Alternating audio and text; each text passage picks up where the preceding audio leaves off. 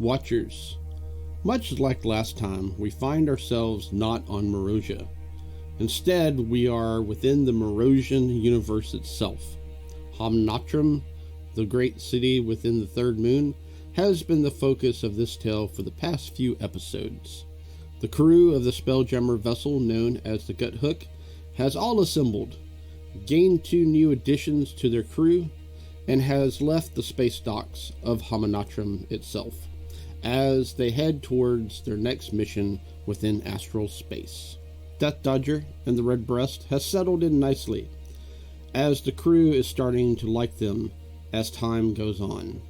Yes, I've kept this intro short, but I'm too excited to talk anymore on what has happened in the past.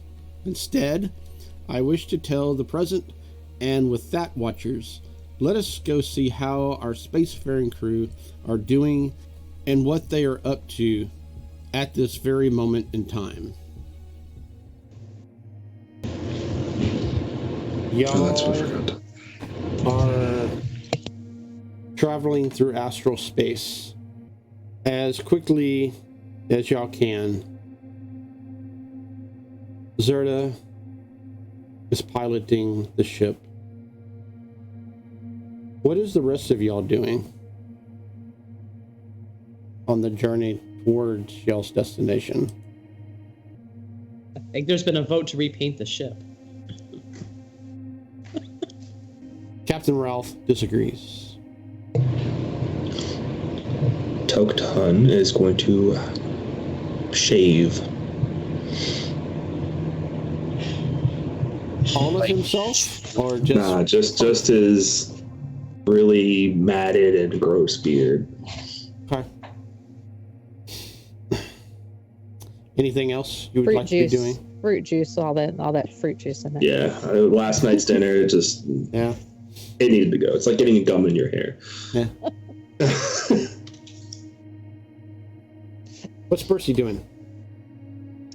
Percy is tinkering. Surprise. She is tinkering with stuff. She is darting all over the ship. She is crawling in portholes and conduits, and she's being sure everything is okay and running smoothly. The mechanical parts, not touching any of the mind parts. And yeah, so she's just ADHD all over the place. Shiny. Does it need to be fixed? Oh, this looks broken. And then, like, at some point, she will scamper down to where Redbreast and Patra's character, whose name slips my mind. Death Dodger are sleeping, and she will poke her head down from the ceiling and be like, "Are you okay? You guys need anything? Can I help you with something?" You know, I honestly, I'm a little bored hanging down here. Is there anything I could tinker with, or anything that's busted I could try to work on? I don't know. Yes, she jumps down, says, "Come with me to my quarters. I have lots of stuff." Oh, sweet. I was just thinking about those bombs that we bought. We should probably learn more about those. Yes. Okay, we'll have a tinkering session. That sounds fun. Yes, yeah, I have everything. I have purchased things that were accidentally bombs. I have everything. I'm a junkie. Not like the medical kind, like junk. But I make stuff out of the junk. It's not like garbage. It's junk. Come on, I'll show you. And I scamper off towards my quarters, and not too fast, where they can follow me. Yeah. I follow along eagerly. Same. Toktan, you finish shaving, come out and see Percy leading the charge as Death Dodger and Redbreast quickly follow. Do I need to come with? If you want to, I'm going to have a class, kind of. You know, I'm going to teach them how to take junk and make it into lesser junk. Never mind. Okay. You're no fun. I mean, you're all actually, that's not true. You're very fun. You're just not fun when it comes to junk. You just don't like to do that kind of stuff. But he's very fun. And if you get him on the dance floor after some drinks, he's got some moves. It's awesome. My hands are too big for that. That's true. Did you shave? Yes. I left the chin. I left the chin. Oh, okay. It looks handsome. Very handsome. I like it. You should go check on Z and see what he's doing. Okay. He's probably like playing his little thing and being all dramatic and, Z stuff. You just made that sound like I should leave him alone. She just scampers down the hall mid-conversation. So, bye. I just, awkwardly stand there for a minute and just go, I guess, to go see Z. Yeah, you eventually climb up and into the main helm.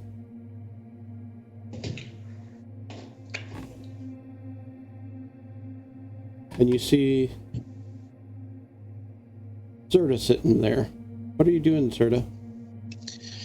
I think at this point he is like sitting in the chair, almost in like a meditative sort of like 1,000-yard stare, just kind of holding on to it, kind of reveling in this vastness of space through kind of the ship's senses, if you will. I'm not sure exactly how that works, but yeah, like feeling space and feeling this vastness, and probably also with that feeling for other entities or other dangers while he's going through this flight.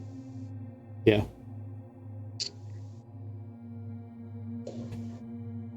Is that you, Toke? He's gonna say without even like turning and looking. It's really creepy how you can just do that. Well, it's mostly the ship. I mean, I'm smooth, but it's mostly the ship. I stand by what I said. Everything all good up here? Yeah, just enjoying the vibes, not having to deal with Percy jumping around. Speaking of, she has the new ones. Gonna teach a class, apparently. I decided that it was probably best to stay away from that. That way I don't have to be responsible for that. She knows if she blows a hole in my ship, I'm gonna be really mad. I think that's probably best that I am here to stop you from,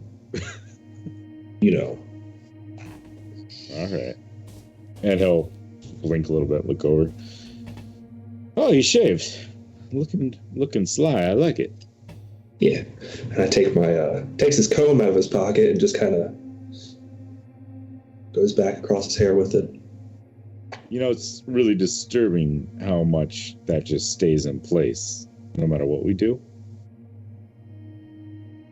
Okay, I'm just, It's all good. It's, you learn to do what you got to do for the people. I get that. Gotta appease the masses. They love the hair. I think we're getting kind of close. Everybody ready for whatever we're gonna come across?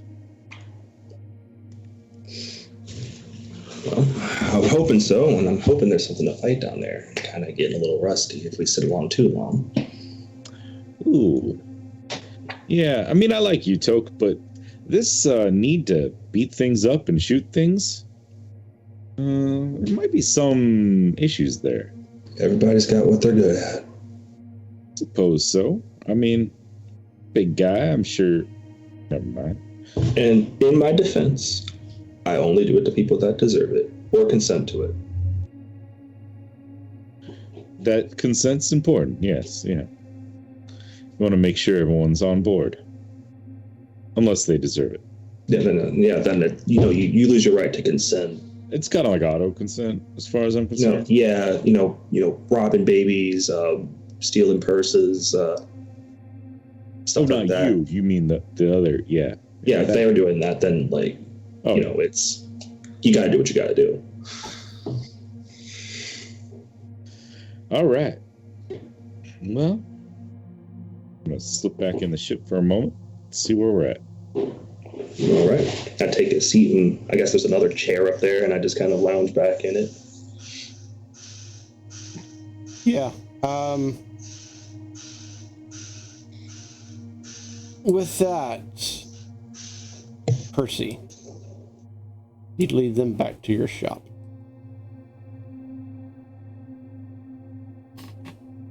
This is it. Find a seat, make a seat, make a seat. There's a challenge for you. What can you put together that will make you something to sit on so you can work on something else? A box will work. What? What now? Hey, actually, let me show you this. Okay. And I'm gonna pull out the matched set of guns that I got when we went shopping. I'm like, I want to make these things look a little more intimidating. What do you think? Ooh. Let's get. And I'm gonna start trying some cool poses. What do you think? She grabs some paper and a pencil and she starts. Okay, keep doing that. And she sketches. Yeah. Like making blueprinty things, like she gets all these ideas of cogs and wheels and whatever. It just, her brain kind of starts exploding. She's just got a mirror in here? Furiously. Do I have a mirror? Do I have a mirror? Do I have a mirror? Is there a bathroom in here, Dave? As Hector comes out of the side and holds up a mirror. Oh, Hector's got a mirror. Thank you, Hector. That's exactly it. And I'll try to get lined up so that I can, get my full body in view, and maybe use the magic universal clothes that I got, adjust them so that I look a little cooler, a little more, I don't know, combat oriented. Get the guns out. Yeah. So I'm just trying to, I'll get out my tools, right? Like, seriously, I want to figure out how to take care of these guns, and I figure that she can show me what the deal is. But if I can maybe buff them up, get them chromed up, looking super badass, that's what I'm looking to do. But mostly, I'm just trying to, figure out how to. I got this set of tinker's tools that I've been carrying around, and I halfway know what I'm doing. So maybe you can show me how to really keep this thing clean and mean and running fine. That sounds like a plan. So I go over to my desk and I say, okay, come over here when you're done. And I start gathering materials and seeing what I can come up with. And then I'll go over different ideas with him, and we will see what the magic roll says I am able to come up with. Okay. What do we wish to roll? I don't know. What do we need? Just what do we wish to roll? Are we actually inventing it now?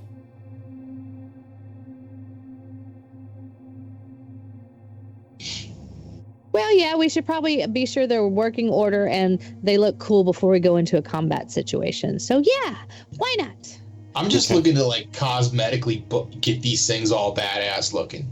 Okay, so we're cosmetic. I'll be sure they're safe too, because I don't want you going into. Well, fair enough. Yeah, so we're gonna check for safety and cosmetic them up. Okay, so what is your passive investigation? 16. Yeah, you check it over real quick, and amazingly enough, they're actually decent enough. They do need some cleaning, which you can easily do. But other than that, no weird mismatched parts or anything worn down or anything like that. Redbreast, you realize that she has taken your entire gun apart, and all the pieces are displayed out on this table. Oh, my goodness. Well, I might need help getting that back together. You're gonna do that, right? You're gonna show me. Oh yeah, of course, Okay. of course. Yeah. And with a snap of the finger, as she's literally talking to you, she puts it back together and hands it to you. You saw that, right? There you go. Yeah, we might have to run through that a couple more times, but Well, give me your. Let me see the other one. All right, we'll give me the other one. Which is in the same shape, I'm sure. But yeah, again, take it out. Did you see that time? It's all apart. I'll do my best. Okay, I will slow down to put it back together. How slow do you take?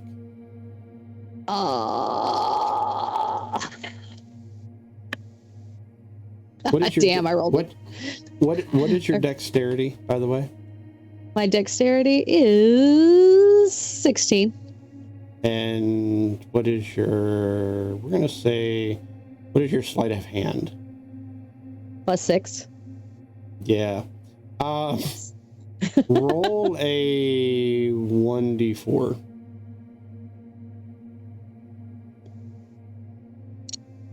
Let me just do it on D&D Beyond.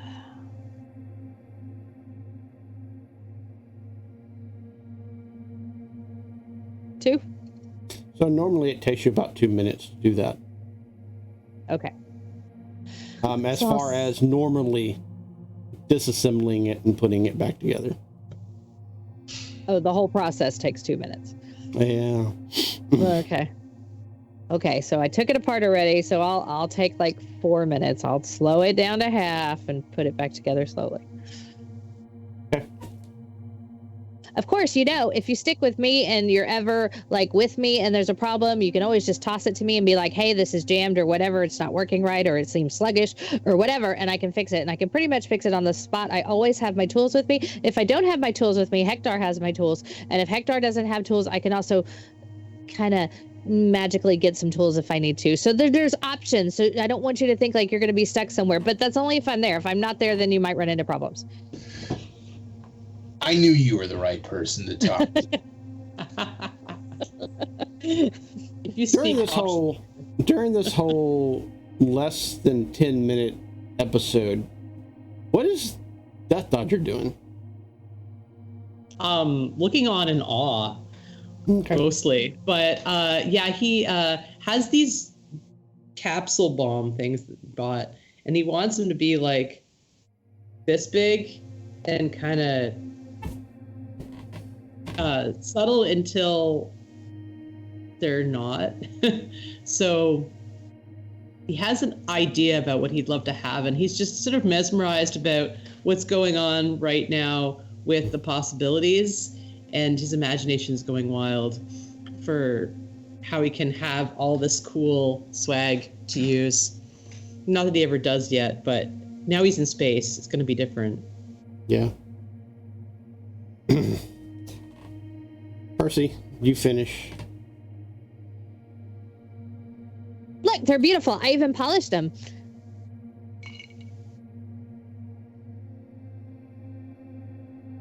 Oh, wait. I think I have some luster dust. Hold on one moment.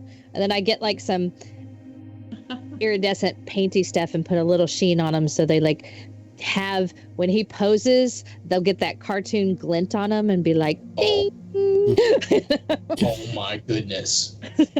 I'm gonna like see if is there any good lighting in here? Like find it, good whatever lighting is, adjust that thing and just get a super good like Yeah. Oh, but if you're in a stealthy situation, be sure to cover those because they might kind of give you away. But you have holsters, you can put them in there. Oh yeah. There you go. Yeah. Problem solved.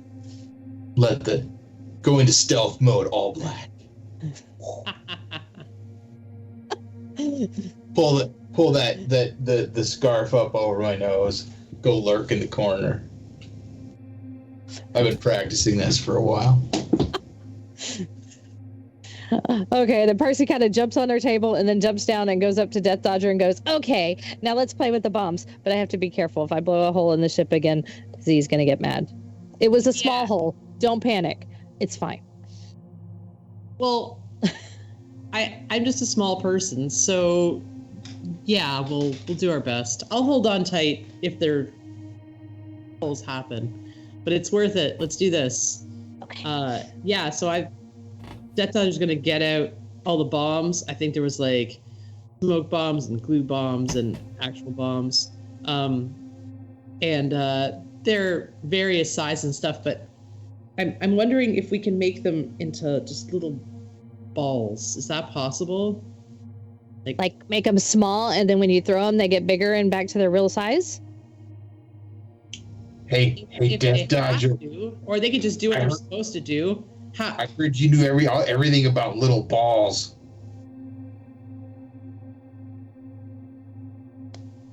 Just because someone was able to make your guns bigger temporarily doesn't mean they work any better.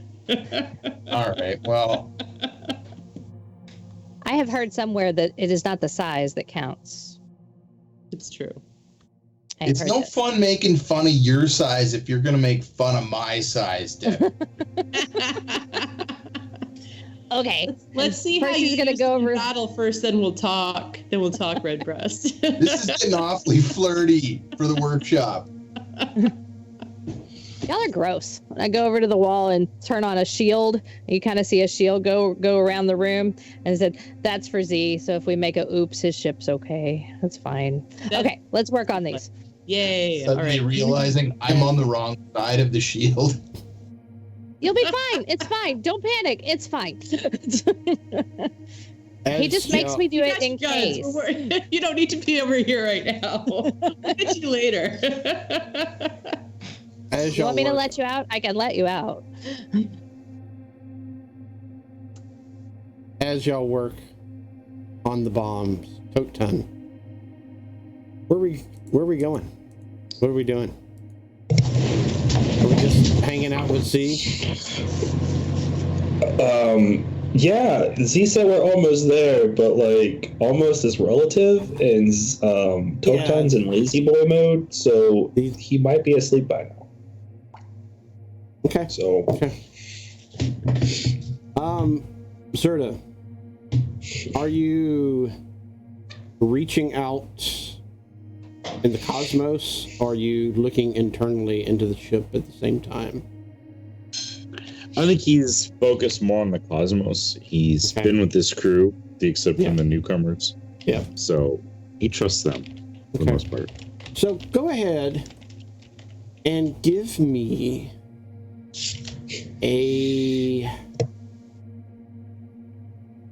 let's say either history, nature, or perception. Oh, well, we will for sure go with perception. Okay. 16. Yeah. As you turn the ship, dodge one way, dodge the other. Avoid this bit of space and that bit of space. You know the prize is coming soon. Have you told anybody else except the captain knows for sure?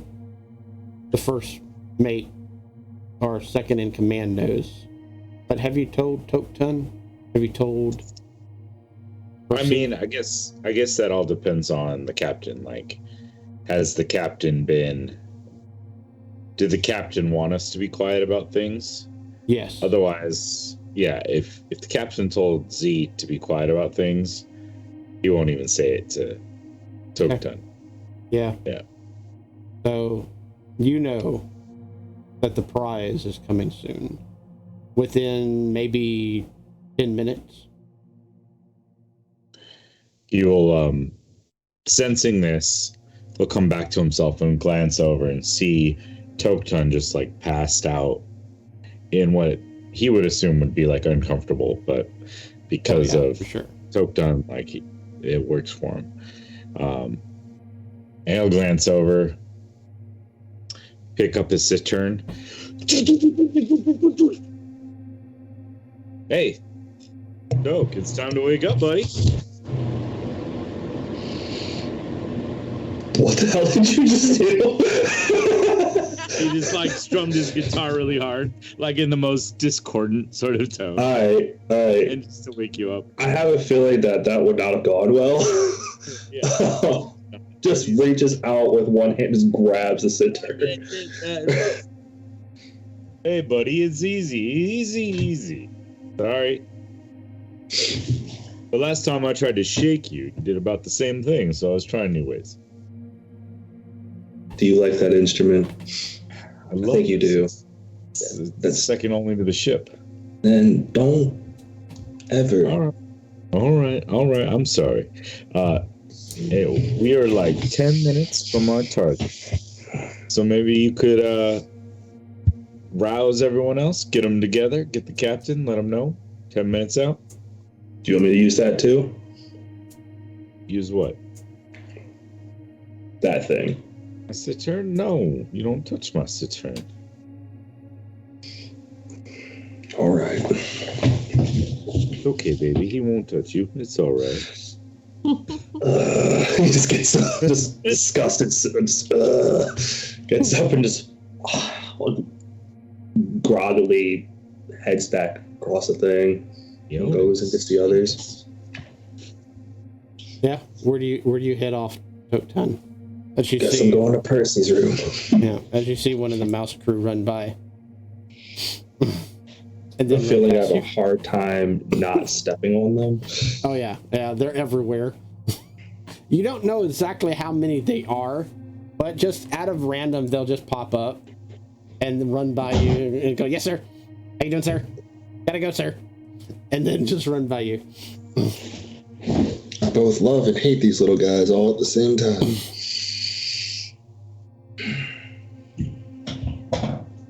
And then once I get to Percy's, just kind of back end of his paw across the door. Just knocks a couple times. Percy, what are you in the middle of right now, and what does Toktan hear outside of your door?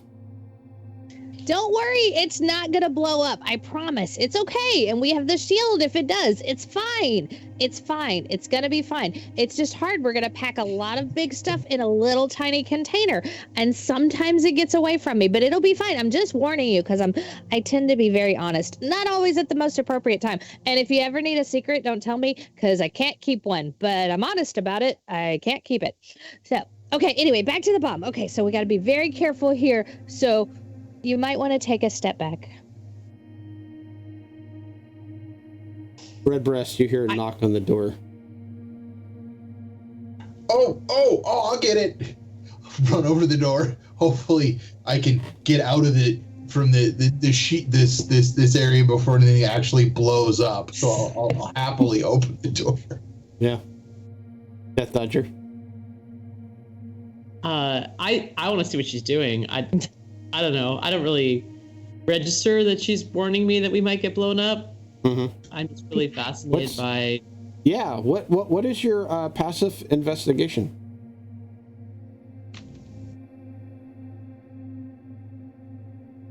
My passive investigation. 11. 11. What is Yes. your passive perception? 12. So, just the combination of just trying to watch this, then more or less trying to even understand what she is doing, is mind-boggling on its own.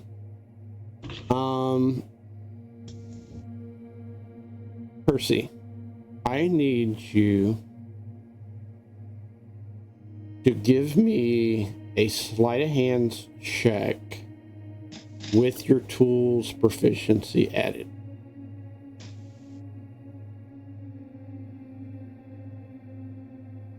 Okay.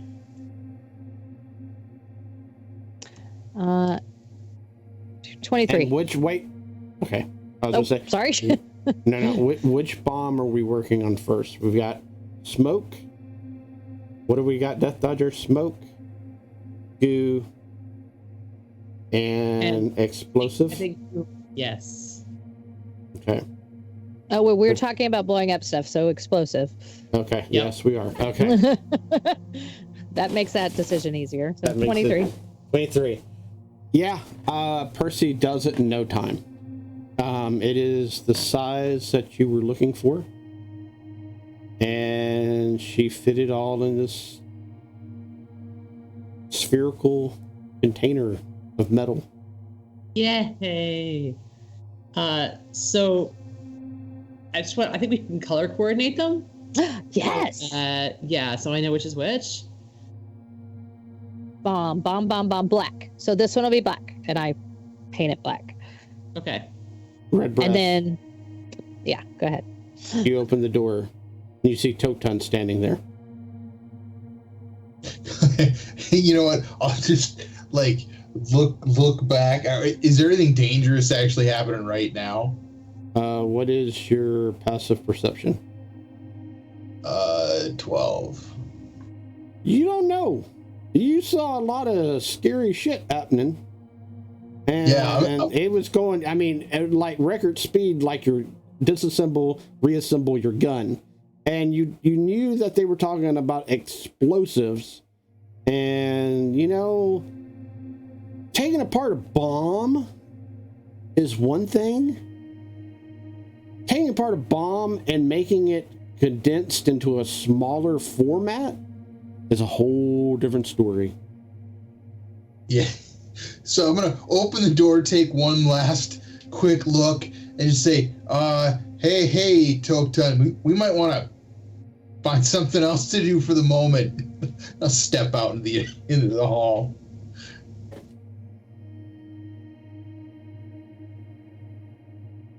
I just kind of peek in to see what Percy's doing. I probably wouldn't see, I guess, the stuff sitting on her workbench. Yeah, and you see a shimmered shield up that you can see through. Right. Kind of just take my claws, extend them and kind of wrap them hard across the inside of her doorway. Time to wrap it up. Landing in 10. You're muted. Okay, see, you can hear me because the shield was up. I'm sorry, I bring that down. I'm done with the explosion part anyway. These two will be easy. I'll be done in 5, maybe 4, maybe 2. Well, no, I have 2 to do, so at least 4. I'll be ready. If we don't come, it's probably because the glue bombs went wrong. It'll be fine. Those won't I'm hurt not the worried. Right. I guess I'll come back and get ready to pull you out if something goes wrong. Yep, check. If you don't see me or Hector, just come check on me. Do we know what we're supposed to bring? He won't tell me. Okay, general stuff. Be prepared for anything. Got it. It seems like it's one of those don't ask questions, just kind of be ready thing. Okay, I can do that. All right. You ready to go, Scarf?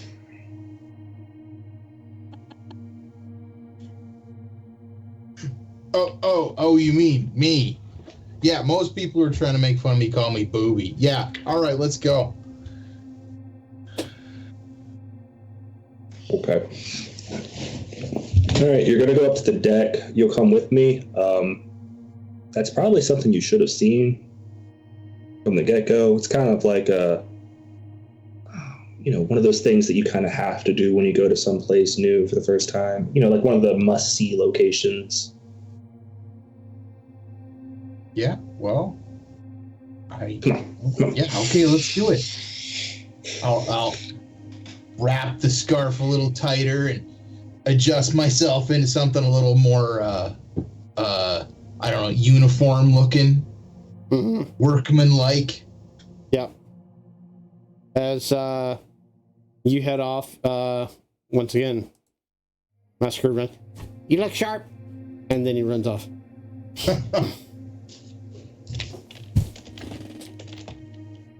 Death Dodger, Percy. You begin working on the next bomb set. Which one are you working on? Goo. It's going to be green. Okay. So And smoke will be white. I need that roll again, and you'll be happy to know Shadow Soldier PR has given you advantage in chat. So just in case things go horribly wrong.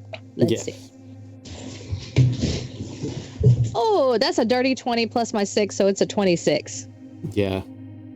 Just as fast. Death Dodger. She gets these done. Awesome. Okay, gray for the smoke. Okay, so green for the goo, gray for the smoke, black for the bomb. You can remember that? I'll only have one chance to do so I'm pretty sure I'll keep it in my head. Do you have something to contain these in, like, or do you need me to put them on a belt so you can get to them quick? Oh, like a bandolier? Okay, I can do that. Or a pouch would probably be best. Because I don't really want them to wear them like armor. Not the best plan for when I'm fighting. So maybe a pouch. A pouch. Okay. Okay. So I'm gonna scamper up my junk piles and just dig until I find a pouch and give it to her. It might not be in the best of shape, but something that she can contain these in. Yeah, definitely. Give me that. And then I'll be like, okay, let's go up when I'm done. We'll head up to wherever we're supposed to meet. Give me that third roll. Oh, I have to third roll. Oh, sorry. Yeah. Okay, fine. That's 22 without the bonus, so 28. Yeah. Click. Snap. You're done. Man, D&D Beyond's being nice to me. This did not happen the other night. But anyway, we'll go with it. And y'all head down the hallway to the area in which Z said to meet at. As a mouse crew runs by. And another one. I still can beat you in a foot race. Yeah, kiss my white butt. No, but I'll race you when I get back. We'll see. Varmints.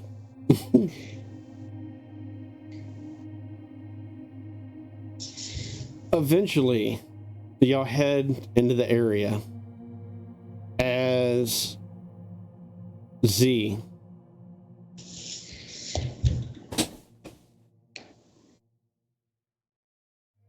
you come upon the ship itself, known as the Arthas. Well, hello, beautiful. There she is. You know the ship is smaller than y'all's, lengthwise, but it's deep. Y'all's ship is only 2 floors. This ship is at least 3. You see the ballista peering out the sides of it on these platforms, unmanned. The deck itself is also empty.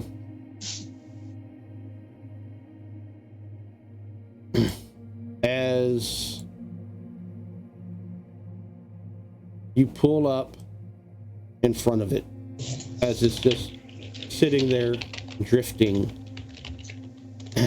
or the best way to board, as always, is for everyone to go out the jettison, which is in the back of the ship.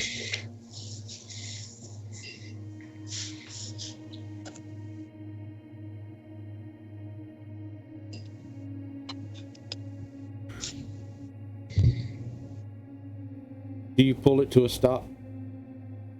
Oh yeah. Yeah, he maneuvers it forward, like in front of it, kind of slowing it so that like as the momentum starts to cease, it just stops right where he wants it to be. You hear Captain Ralph in your head. I got this. Y'all go on ahead. And all right, Captain. He's in the secondary helm. Be careful with her. As always. She's not your ship yet. Well, I mean, she's my ship. But you're the captain. Uh-huh. I'll see you soon. Yeah. If you need to take any extra equipment and whatnot, do so. Let us know if we need to jettison anything over your way. What do you think we need? Ropes or anything of that nature?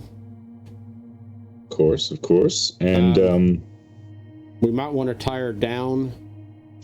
So we have a good hold on her. Just in case if something odd happens.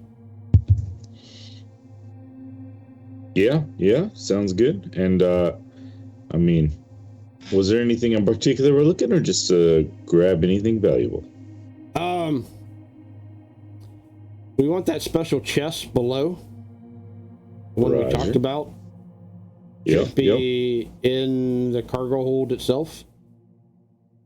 In the wagons.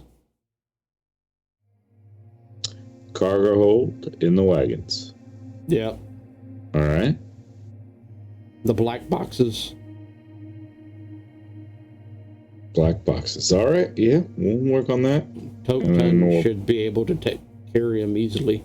If not, get Hector to do the lifting. Yeah, we'll get that happen. No problem. Also, see the condition of the helm. Is the Arthas supposed to have a better helm than we have? Whoa there. She's listening. Come on. She knows what's up. It's an upgrade. It's all right, baby. You're so beautiful to me. All right, we'll take a look. And he'll get up and he'll grab his cittern and kind of sling it over his back along with his backpack and make his way to the aft area of the ship. Walk in. Is everyone else already there? They are. Hey, look at all these beautiful people. You guys ready for some fun? Are there windows? There is the jettison door in the back, right here. But does it have a window? It does. Like, can Percy see the ship outside? I guess is what I'm asking. Roll me perception check. Okay.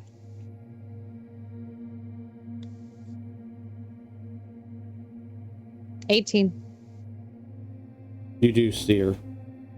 Okay, so Percy is on Hector at the window, looking out there going, are we going on that? Is she broken? Do we need to fix her? Oh, that's cool. And she has a much better paint job than our ship. Yeah, it's all wood. And gray. So natural. She's listening. Come on, be nice to her. Oh, she knows I love her and I will take care of her, but we could either upgrade or have two ships. The possibilities. Well, and you got to get someone up to speed on flying it, because this is the bird I'm flying. Maybe Captain can finally give you this one. Anyways, we have two main objectives here. There'll be a box somewhere down in the cargo hold and a group of wagons, so I'm told. That should be valuable. That's number one. Second one is check out the helm of this ship. Supposedly, it's an upgrade. I'll believe it when I see it, but we'll keep an eye out. Other than that, grab anything valuable. This ship's been floating for a while. I doubt any normal living things, but you never know what's creeped on since, or what happened to those living things. Head on a swivel. Yeah? Who's gonna be taking the damages? All right. Little one over there, pointing at Death Dodger. Think you'll probably be up front, yeah? Yeah. Sure. Obviously, Toke. Percy, how you feeling about bouncing around? What are we doing? You gonna be reckless? You gonna be holding back? What am I talking about? Never mind, you too. All right. I will be on Hector, and you can let him know where you want him to be. Yes. So in that case, I'm going to be casting Aid on the three of you, so your max hit points will go up by 10, as well as your current hit points. So, I don't know how that works on here. It's not technically temporary hit points, but unless you have another way to get temporary hit points, it may be the easiest way to track it.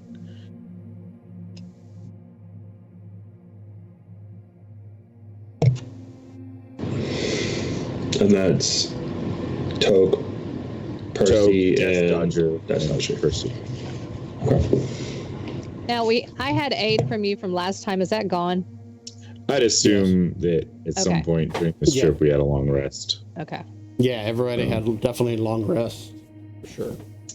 Okay, just checking. Because I was like, And- ooh, that's like double. One more thing before we go, and he's going to pull out his cittern and play this kind of like soft melody on it for a moment, and you see that his like what little visible skin you can see starts to turn into more like a bark-like structure, and even some of his like fur will start to kind of look more like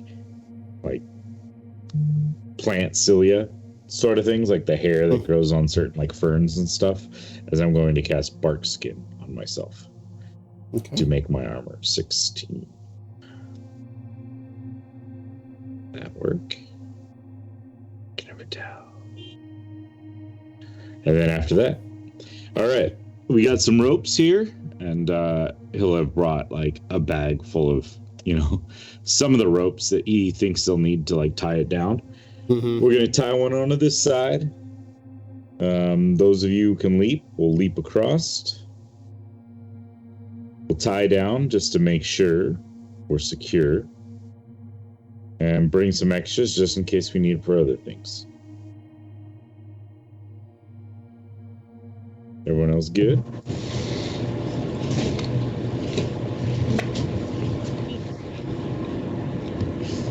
Sounds like a plan. Hector has extra ropes too. All right.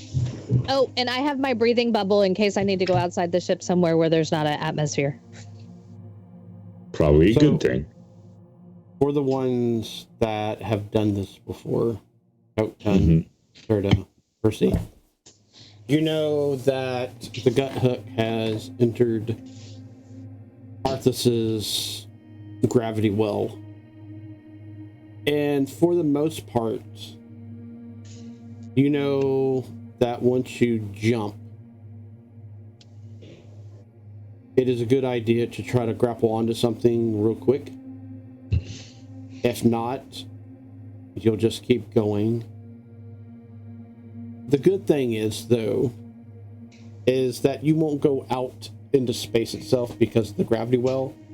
But unfortunately, not only you'll go over the entire length of the Arthas, both on the top and the bottom, but since you are in the gravity well, you'll also go underneath the gut hook and come back up on the top of the gut hook and just be back in the same place as you started. Can we shoot a safety line? You can. You guesstimate it's about 45 feet or so. Okay. Because I have a crossbow. I could do that. Yeah, I was going to say that maybe Toke would look at his purse. He'd be like, so training wheels? Yeah, we got some new guys. Training wheels. You know, like the thing, the rope, you know. Yeah. Yeah, that's what I'm thinking. Okay, so, hold on. And she tinkers and makes some kind of, like a harpoon anchor kind of thing. Or if she has one, you know, whatever goes into the hull and sticks, yeah. Yeah. Get it all hooked up, and I will shoot it across. Okay. When the doors are open, not through the closed doors. Just say that. Yeah. You reach up or whoever reaches up and pushes the button, and the jettison doors open. So go ahead and give me an attack roll. And what are you shooting at exactly? As you look over, you rolled a pretty enough high perception. What you see from this distance is naturally the ship itself right here, but here appears to be a giant crane that usually uses for cargo, or you have the ballista on the side, which it may be a little harder to shoot. But okay, so she's gonna let me roll something to figure out where the best place to be is. Okay.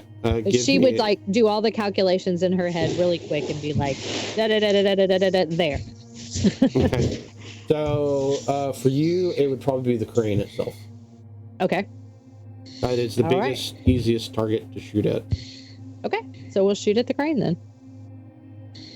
Sounds good. And what is the distance of your... My crossbow is 80, 320. Okay. And I do have a boomerang. No, but I think no. Crossbow. Okay. We'll just go off the crossbow. Yep. Okay. That's a 22.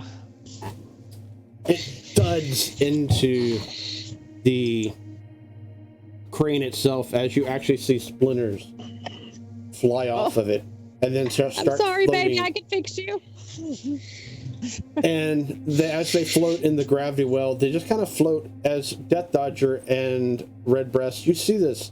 They literally hover and then just start floating, and then start floating higher and higher and get to some kind of weird area and stop, and then start moving along the ship in that space. And I give a quick lesson on gravity wells that's very, very quick and very, very fast, and explain the whole situation to him in like 30 seconds. Toke, do you want to do the honors? Kind of just, yeah, let's go. Gonna reach over, seem like on a rack ready to go. He keeps a weapon just in case. He's gonna grab a maul, and just a big long, like it's kind of like a bat. Hefts it over his shoulder and just grabs the thing and slides down. You guys think you can handle it? Give me a deck or a athletics. Actually, give me acrobatics. Acrobatics or athletics. I'll do athletics. Natural 20 for a 27. Go ahead and move yourself in a perfect landing in between the edge of the ship and the crane. So like right here? Yeah. As I say, that thin orange line is the cable. Okay. I'll stand a little off to the side. Death Dodger's happy to go next.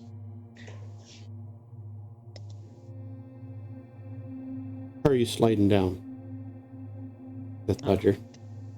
Okay. Are you using your hand? How am I sliding down? Yeah. Well, I'd never done this before, and I just saw a good example, which seemed highly successful, so I'm going to copy that.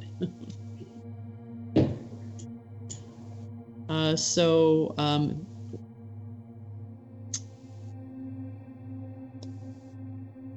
think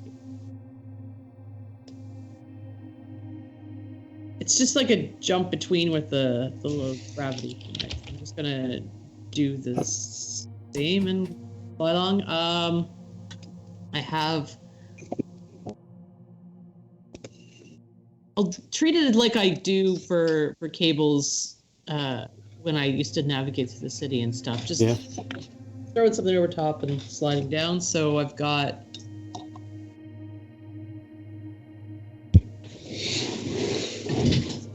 Just a strap. Strap works. Yeah. Lots of those. So I'm rolling for athletics, was it? Yep. 15. 15. Yep, not a problem.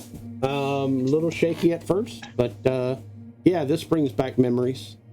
And it almost feels the same too. I mean, there's no change in just, when you do fly over, there's a certain point when you pass by the cell itself, you see like nothingness, like stars and even around you and stuff. It's just like it just goes on forever. But you manage to focus and drop yourself where you wish to be dropped at, if you can. If not, I will move you. Yeah, I'll just a few feet onto the ship. Looks good. Chunk, and then I'll get off to the side. Okay. Who's going next? I'll follow right behind Death Dodger. If he can do it and look cool, I can do it. Okay. So I don't have anything cool to strap on, but I'll adjust my my outfit to it's suddenly like little extra straps and pads and stuff appear, and it gets thick leather, like a thick leather coat or something, so I can just sort of grapple onto this thing and slide down. Okay. You do know you have your red scarf. Oh, I do, but that is going to trail majestically behind me as I go down this rope. Since you said majestically, I'm going to say give me an acrobatics roll instead of athletics. Okay. It's a dirty 20, sir. Yeah, and it just looks exactly the way the Red Breast explained as he slides down this rope. Yeah. Go ahead. What? Go ahead. I was gonna say it's like a red comet. Yeah. And with that, place your mini onto the Arthas. All right. I think I come sailing in and nimbly drop down on the side. Okay. Zerta, Percy, you're the only ones left. Oh, I'll go next. But I'm gonna just get on Hector, and Hector's gonna. Yeah, ladies first. So Hector just steps out and just jumps. As you see, come on, make it work. I did not. Hold on, let me do something real quick. There he is. There's the magic little button. Yay! Okay. And he just jumps. And as he does, thrusters in his feet start firing. And not only he comes over here on the ship, but hovers and lands here.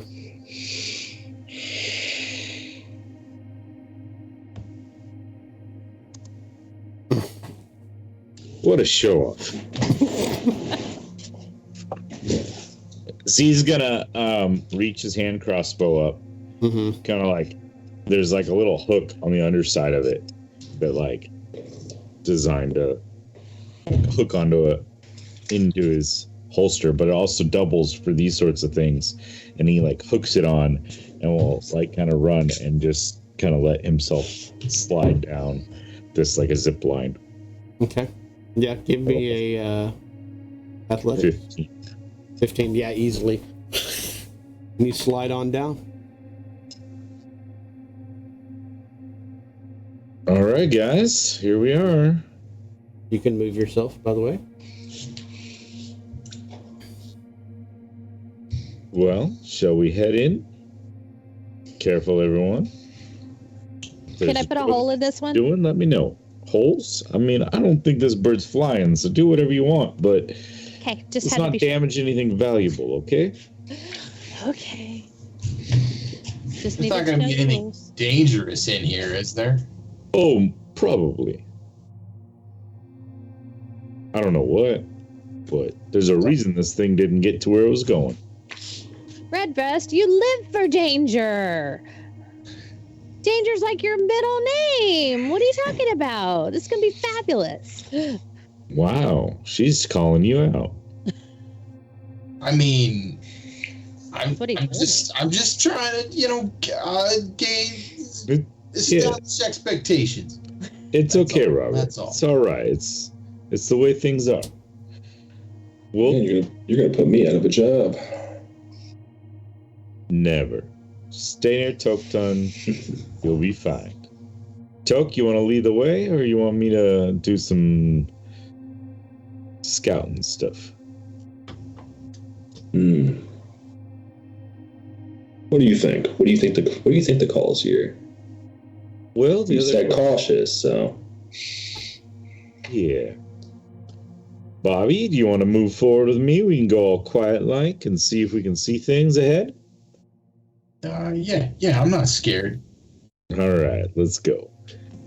Changes into all black again. So I'll step up with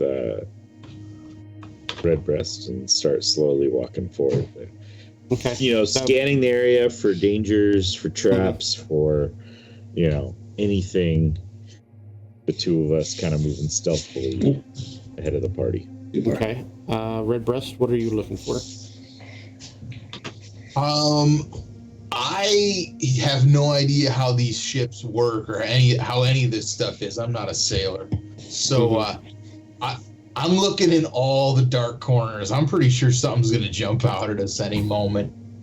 Okay. So I'm literally just looking out for things that are trying to ambush us. Okay.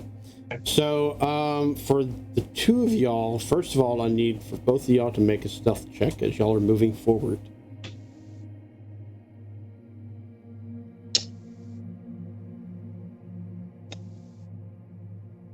$17.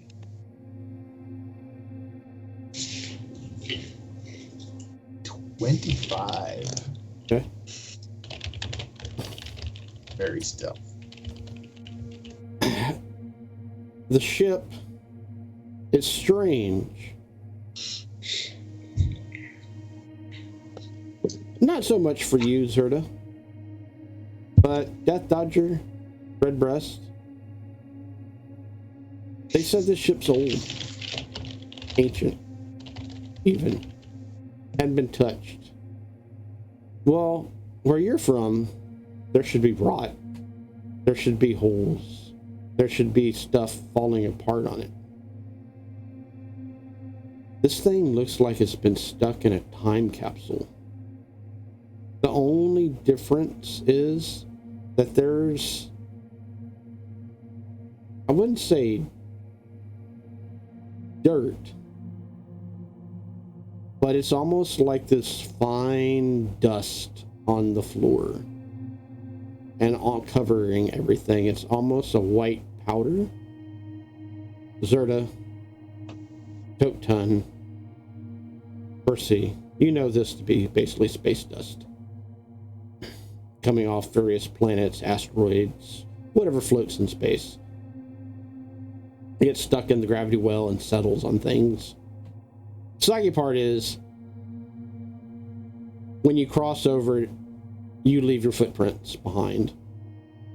So there's that.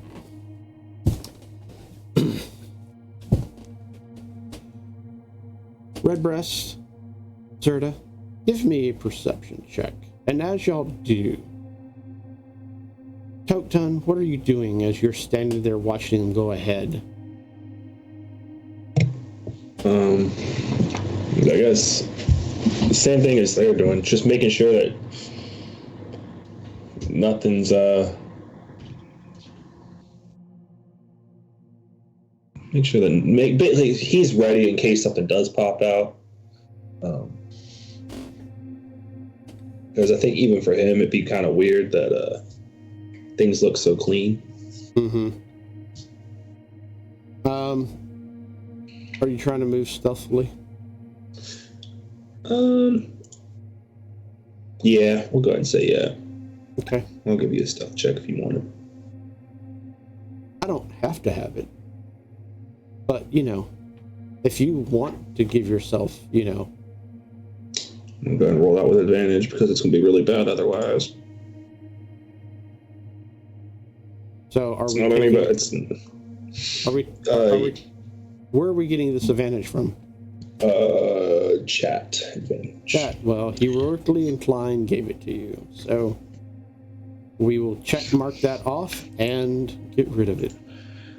It's not a lot better. It's an 8. 8. Well, you're big and I'm all. a big guy. And behind both of y'all hear "Eek" as you look behind, and Toktan stepped on that board that y'all avoided. Death Dodger Percy. Y'all hear the loud noise that Toktan made from stepping on the creaky board. What are y'all doing? And y'all see Redbreast and Zerda move further down the ship's main deck. I think keeping pace makes sense, but I'm gonna not step on the creaky board. Okay, well, give me a stealth check then as you move forward up. Staying pretty close to Percy. Okay.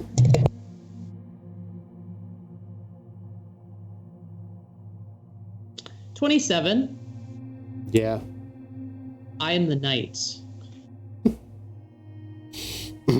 You are one with the boards themselves. Percy, Hector. Percy is on top of Hector, giggling, but trying to be really quiet about it and kind of pointing at Toktan. Like,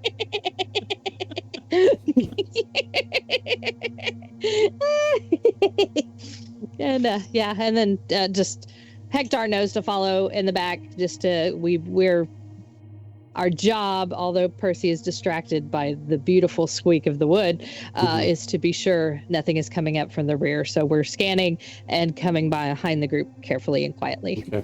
Ish. We will try to avoid the hopefully Hector will avoid the board. Well, give me a stealth roll with a disadvantage since you're on the back of Hector. Okay. Unless if you wish to use your advantage given to you by Shadow Soldier PR, which will give it a straight flat roll. Let me see. What do you wish to do? I was looking up Hector. He has stats. I don't know if he has stealth though. So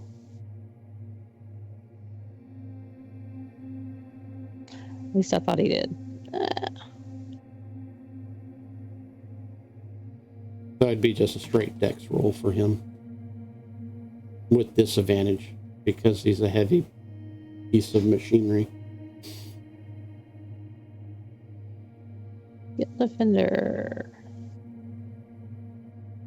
Unless if you want I can't find him. I know he's in here somewhere. I'm so sorry. It's all right. There he is. Okay, so yeah, his dex is 12.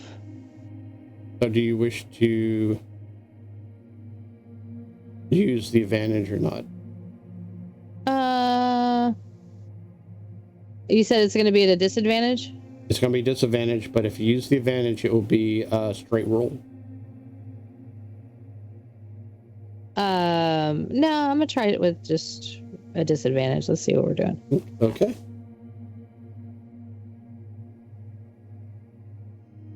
$17.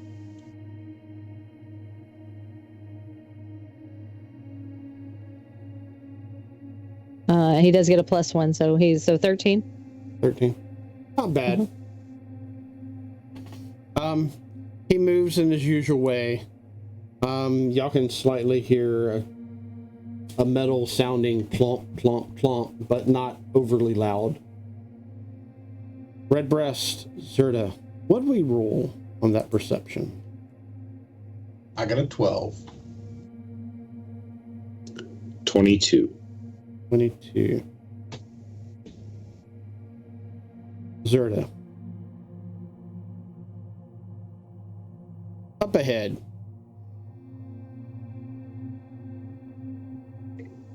There's more of the ship. Do this right here. One would hope. And oh god, this is horrible. Redbreast, you see the general ship up ahead too, but what you see,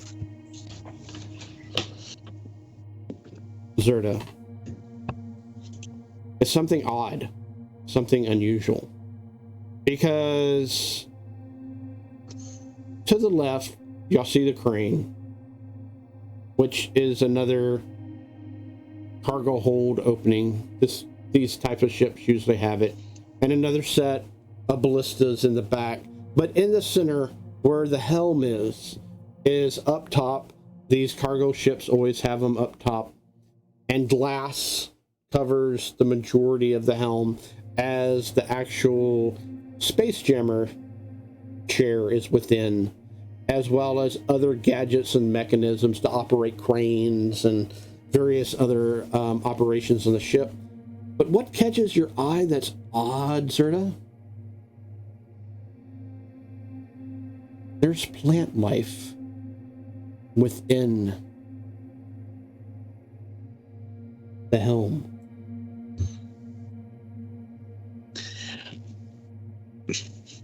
Hey, Bobby. You know what doesn't tend to grow in space too well? Plants. You see that? And I'll tap them and point out where the plants are.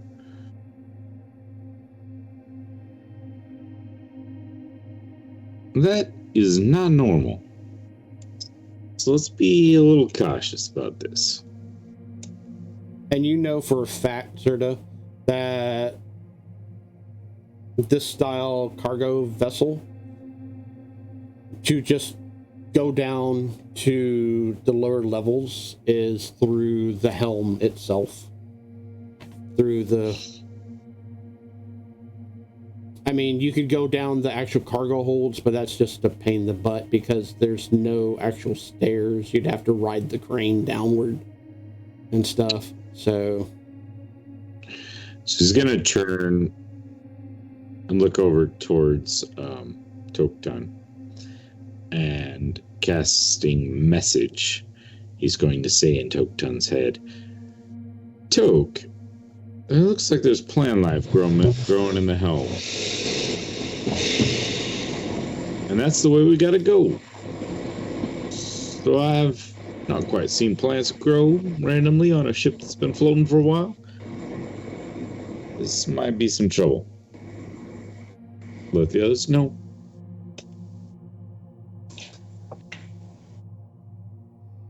All right. Do you want want me to take care of it after I let them know, or? If you want to step in first, I'm not going to argue.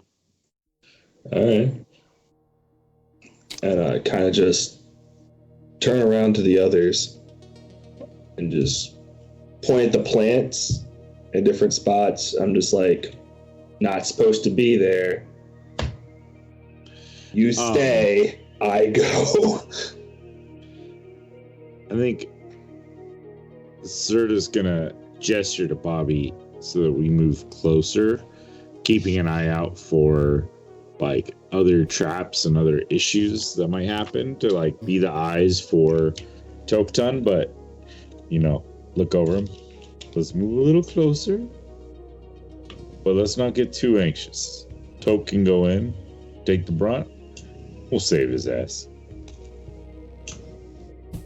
You got it. All right.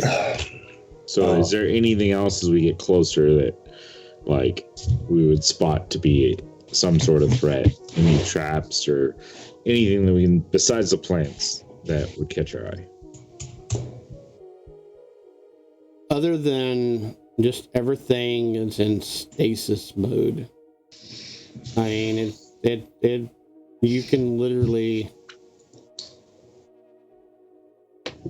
turn around and see your footprints within the space dust. But nothing out of the unordinary, per se. Yeah. Cool. I think Z would just pull out his hand crossbow. Kind of be at the ready, just in case something happens. Mm-hmm. He's going to ready himself to release technically a spell, but just in case Toktan gets in trouble. Toktan, what are you doing as the Red Breast and Zerda has moved even further down the ship? All right. I'm just gonna keep walking. We said he pointed out the helm that's, I guess, got plants growing over it, or like the door for it. No, it's inside. It's through the glass itself. It's inside the actual helm.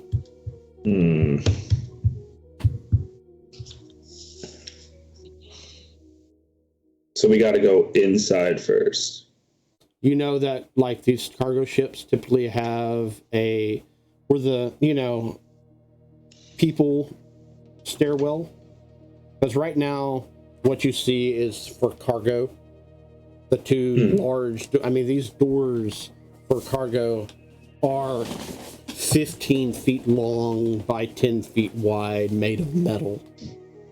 Takes gears and all kinds of stuff to operate them, which is actually funny because it's in the helm that they are operated by. And then the large cranes that you see before you, you're used to it, but Death Dodger, this crane is huge. At least 10 feet tall, if not more, as far as the actual body of it. But the actual lift itself goes up 25, almost 30 feet. And the actual chain itself is as big as your arm. Wow. Well, I'm definitely curious about it. I would love to just look through all these things. On first glance, does it look like I'd have any chance of operating it if I want to try to use it for something? Go ahead and make me a perception roll. Sure.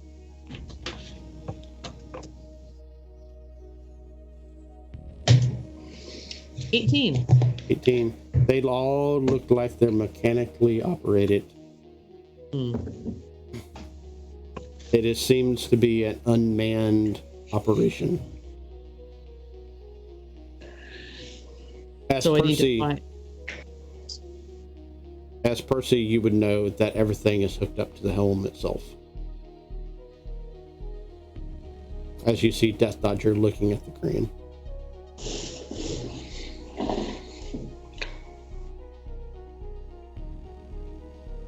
Ton. Where are you going? Well, probably take his stride out in front of everybody else, or the other two at this point, and try to find the stairs down to it. Okay. To get around to the helm. Yep. Are you still trying to move stealthily? I mean, at this point, probably not. Okay. I'll probably ruin that. Okay. Okay. Well, move yourself to where you think you would like to be moved without interfering those that wish to move stealthily.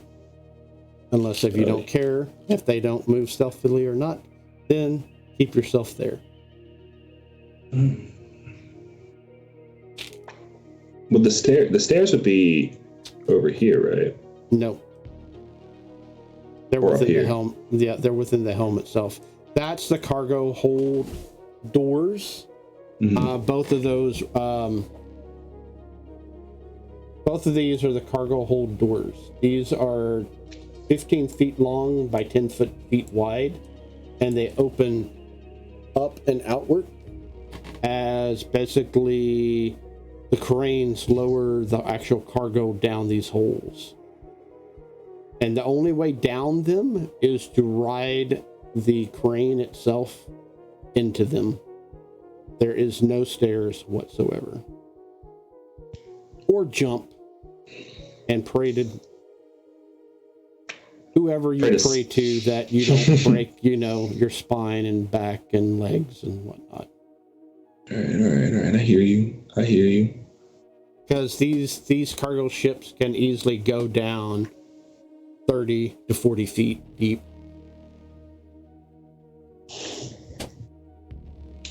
If not more. Okay. So this is all just window, like the edges of it. Yeah. And then it's framed in wood, as well as for a fact that the doors are in the back. Doors are in the... Yeah, right there. Can you do that one more time? Sorry. Okay, right here. And they're on this level, right? Yep. Everything is on your level. Okay.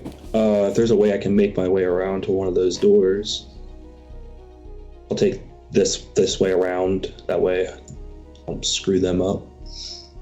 Okay. Percy. Death Dodger. What are y'all doing? I am going into way too much detail for Death Dodger's head on how these cranes work. Yeah, I was actually hoping that Percy could figure it out, like between the two of us. Maybe we can get down this grate over here. Because they seem to be wandering around the other side of the ship, looking like they're not doing any better than they were before. Maybe. Can I use physics and kind of figure out a way to use the crane with Hector and open one of those doors? Give me an investigation check. Okay. You got it. It is a 14. But I have an advantage I didn't use in chat, so I'm going to try again. Okay. Unless a 14 is good. No, I mean, a 14 will get you the information you need. If you want to know something more than that, then you can use the advantage, but... I'll try the advantage. That's a 23. You, okay. That's a 23. So what I'm trying to do is look at it, figure it out, if I can rig it so we can open a door and have another option besides the plant room. It's going to take you an hour to do that. But Hector, you can hook Hector up, and the crane will operate as well as the doors themselves. Now, mind you, this is going from the top deck to the lower deck, but not beyond that. Right. And then we can use Hector to get down safely. One level. Yeah. Yeah, one level. But it will take you an hour to do all of that because you literally have to pull up the ship's deck to get to the cabling. While she's looking at that, I'm going to quickly check out the Plus, ballistas. it will make lots of noise too. Oh. Okay. While But she's you checking can that, do it. oops. What are we checking on? I wanted to check the ballistas on the side here, because if they are not automatically, it's about getting that door open, right? We have like these spring-loaded heavy weapons on the side. Wouldn't that might be something we could use to just yank those doors off? I don't know. Well, or we can go in the plant room. I bet those doors aren't even locked. I don't know if Toke will. All Can right. we see it from where we are? I'm sorry, I might be talking out of turn. Yeah. What is your passive perception? 14. I mean, from cargo ships, you personally would know that, like I said, the it's just a two set of double doors that open into the helm, and as you walk in to the helm, typically in the center of the room is the Spelljammer chair itself. Along the front side of it, where all the windows are all the gears and mechanisms to operate this crane, the cargo hold doors, even the ballista, as well as the anchors themselves and various other machinery that's usually basic on these types of ships. The Spelljammer helm is only to pilot the ship itself on these ships, as well as usually there's a navigator's area to chart various astro navigations and whatnot in this particular room. And then the stairs for people to walk up and down is at the very back of it, inside the helm itself. So a lot of them have, simple designs with the rope siding instead of like actual boards themselves, or banister, board banisters. Instead, they're rope banisters. Okay. So what I'm going to do is I'm going to take my duck, my little duck, and I'm going to use magical tinkering because I can use that 3 times per rest. And I can record a message on it. And so the message will be explaining to Z that I can open the doors if we need to, but it's going to take an hour. It's going to be loud. Okay. And then I will send the duck to Z because I can't talk in my head, but so he's going to have a duck walk up to him in a minute. Okay. And with that, Death Dodger, Redbreast, not Death Dodger, Redbreast, Zerda,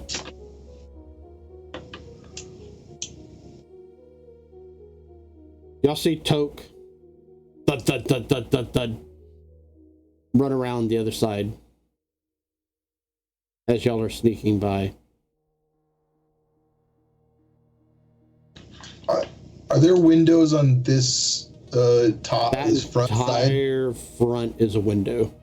Yeah.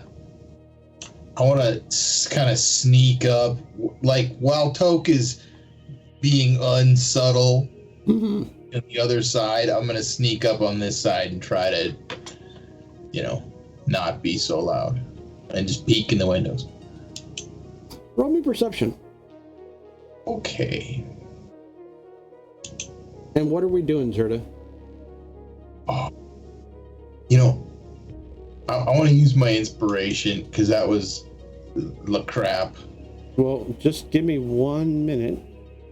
Okay, no one has been nice to the Redbreast in chat, so yeah, go ahead and use that inspiration then. Okay, well, the best I can do is a 9, buddy. Okay.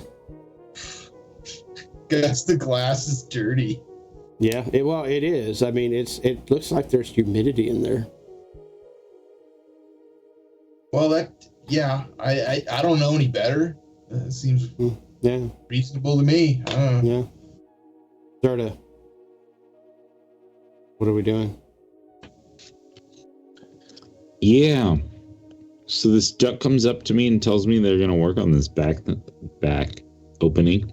So yeah, the little duck that Percy has, the little mechanical duck, just kind of flies up to you, lands, and then begins to say, Percy, If you want me to, I don't have to. I can rig this thing to work with Hector to open these big doors, but it's going to take about an hour and it's going to be loud, so it won't be a stealthy thing. But I don't have to, but you can just send me a message if you want me to or not, or I can come up there with you, whatever you want me to do. I look over, point. An hour? Are you kidding me? Just come on up and support us. We're deal with these plans. We'll figure it out. The stairs will be in the helm. Okay. Well, he can't hear me, but... Mm-hmm. Well, I can. You can respond to my message. Oh, okay. So, okay, will do. Be right there. Then I think he's just going to move around. Maybe knowing that Hector is going to that door, he'll come up to... No, he's not that brave. He's going to come around behind Toktan. As Tok goes towards that door, ready to help him out, or to, his hand crossbow's out and he's ready in case he needs to shoot in at whatever these things are. And you see like this little burst of flame form at the edge of the crossbow bolt as he readies a firebolt. Okay. Toktan, what are we doing? Well, he would sit there and wait for a little bit, make sure everybody's good to go. Kind of turn to Zerda and be like, should I go? We good to go? Might as well. All right. So he's just going to pick up his bat, which is a Tetsubo, by the way. That's what the word I wanted was earlier. And kind of rolls his shoulders back, takes his fingers, runs it across the side of it, rages. That good old advantage. And then just a heavy swing straight into the door. Okay. Give me a give me damage. Damage or an attack roll? No, door's not going to move. No. Oh, okay. Man, hold up. Should have been ready. Oh, there it is. Now, if you would like to roll, you can for attack roll, and maybe you roll a nat 20, and then you do like insane amount of damage to it. But you can just roll just normal damage if you so choose to. That is up to you. How dramatic do you want to be with this door? Is what I'm asking.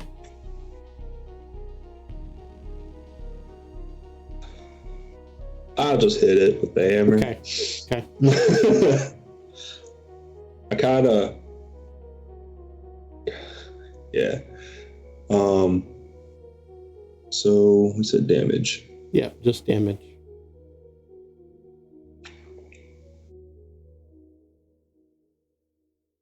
Uh, 13. 13. Look, As hold on. Okay. Plus my D6 for being a zealot. 14. Because that matters. Yeah. Zerda, you definitely hear the lock break and the doors just literally swing open as the front part of the door where Toktan hit it splinters, but it doesn't cave it in. But it definitely, the doors are now open. As I will go and do a little thingy like this.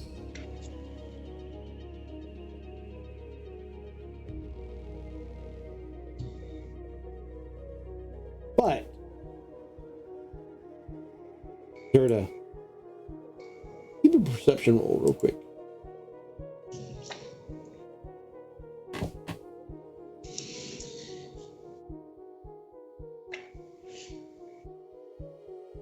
Since you were ready.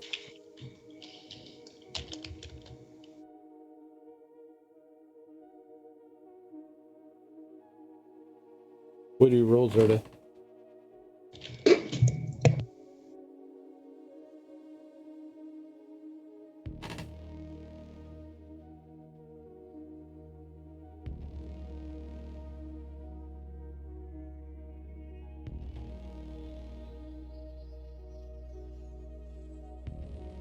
Zerda? Perception roll? Oh, I'm rolling. Sorry. Yes. For some reason I had Toke in my head. Yeah. You're definitely not Toke. Dirty 20. Dirty 20. As Toke hit the door, the plant life moved a bit. And with that, watchers, we're going to take a small break. So come back within about 15 or so minutes, and we will see what this outcome is about plants moving in space. See you then, watchers. Thank you so much, guys, for joining us for yet another XP Guild show. If you are enjoying this, please do us a favor, click like, subscribe, hit the bell notification if you want to be notified when our next show goes live.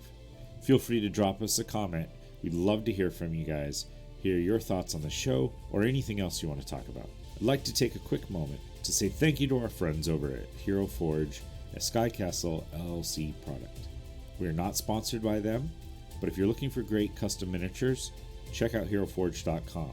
They've been so kind to let us use their art, as many of the miniatures and artwork that we use come from their website with their permission.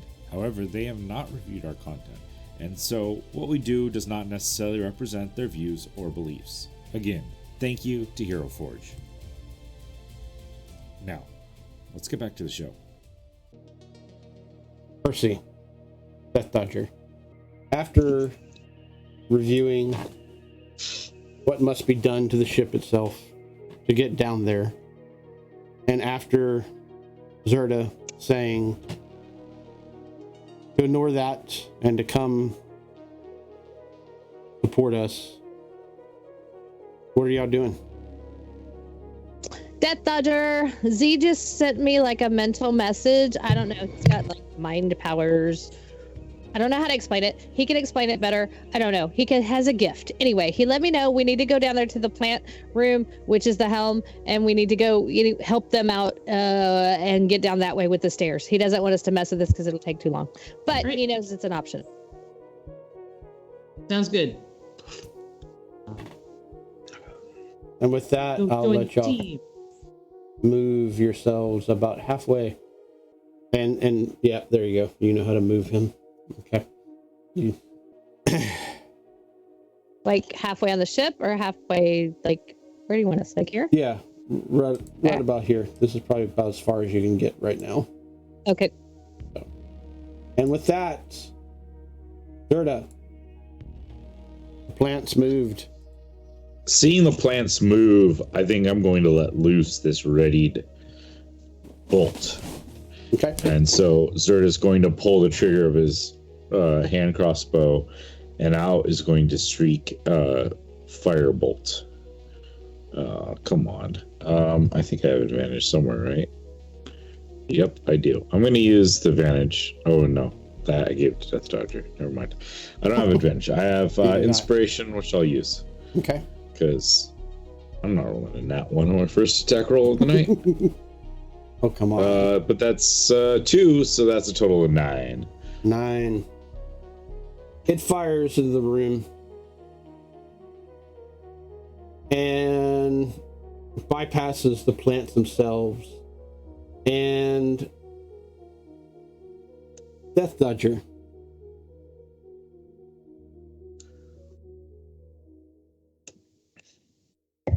Redbreast, You see, Serta, what does Redbreast see as your bolt hits the glass?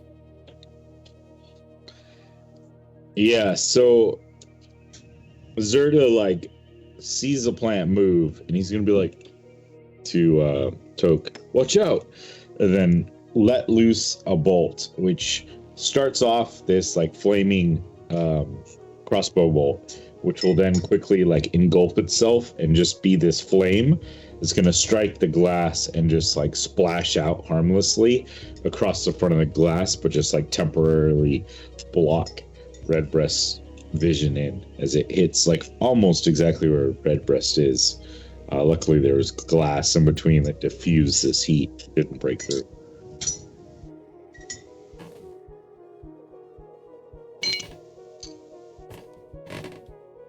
I think I'll like instinctively duck back down, probably partially blinded by whatever just happened, but peek back up again, because holy crap, what's going on in there?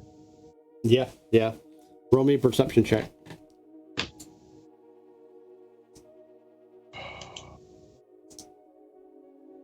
Big old 10, sir.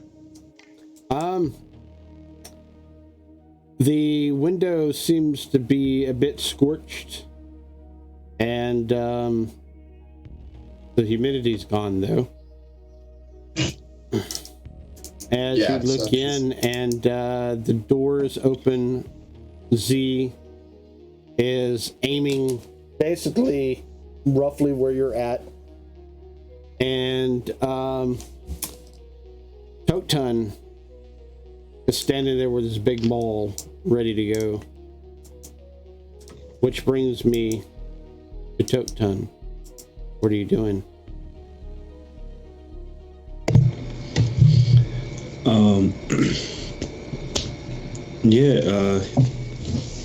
Just stands, I guess holds his ground in the doorway because he sees the plant move too, I'm assuming. What's your passive perception? Not very high at all. Like a 12 or 13. You were more focused on getting this door open than seeing plants move. Oh, it is a 14 actually. I don't know if that matters, but I mean, you think you saw a move, but you know, Zerta fired a flaming arrow in there, so it could have been just the wind from the arrow itself. So you're not too sure? You're a little jumpy, aren't you, Z? They moved, I tell you. Watch out.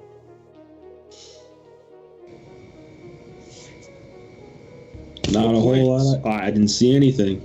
I mean, you know that, when something opens like that, the doors are kind of big. It could have just, blew them back a little bit. So you ask questions now. Just beat things and ask questions later. All right.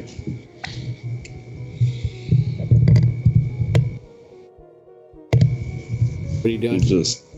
I guess I'll just take up. I'm going to assume that takes the whole action to have that little get back and forth with him. If you'd like it to, yes. Yeah, we'll just say it does. And I'll just start taking a stride towards it. Okay. With my movement. Okay. So where are you moving into this room? I'll let you move yourself. Okay. I don't need that page anymore. I'll just walk. Oh gosh. I'll just walk right in here. And if I still have my bonus action, can I activate my Crimson Ray with that? What does that do? And what does that do? That will be Toke takes his hand across the Tetsubo and nicks his finger across the spikes on the side of it. And then kind of just blood drips for a second and then sparks and then turns into lightning. As he kind of just takes the Tetsubo and rolls it back towards Zerta. And then his claws just start to spark up lightning.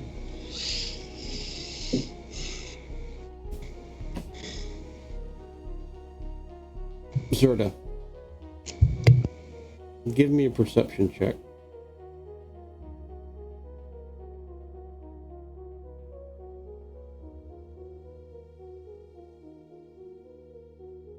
A 19.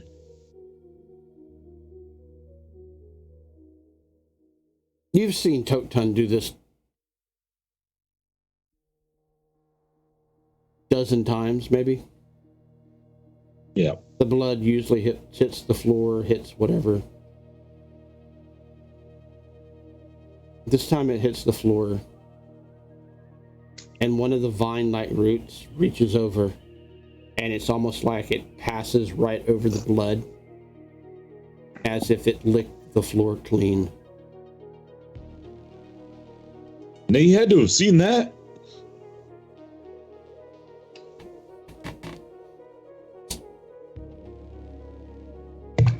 Seen what? Someday, I swear. Redbreast, what are we doing?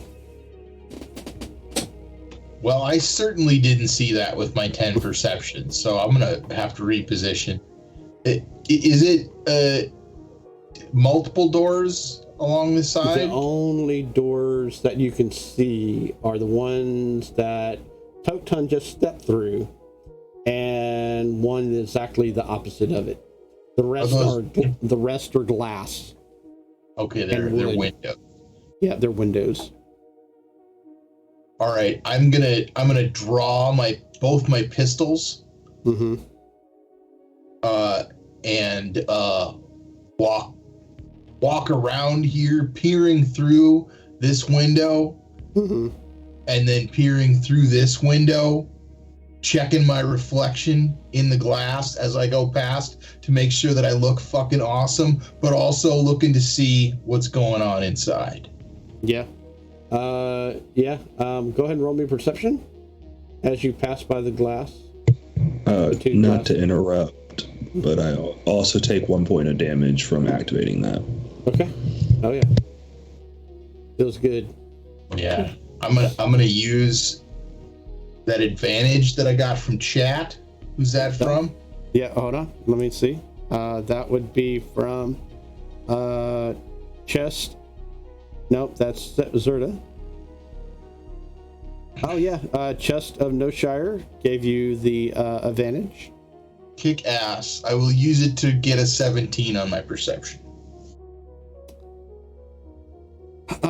You now definitely see the plants kind of slightly shimmer and move a little bit. I mean, it's subtle, very, very subtle, but they do have a shifty movement about them.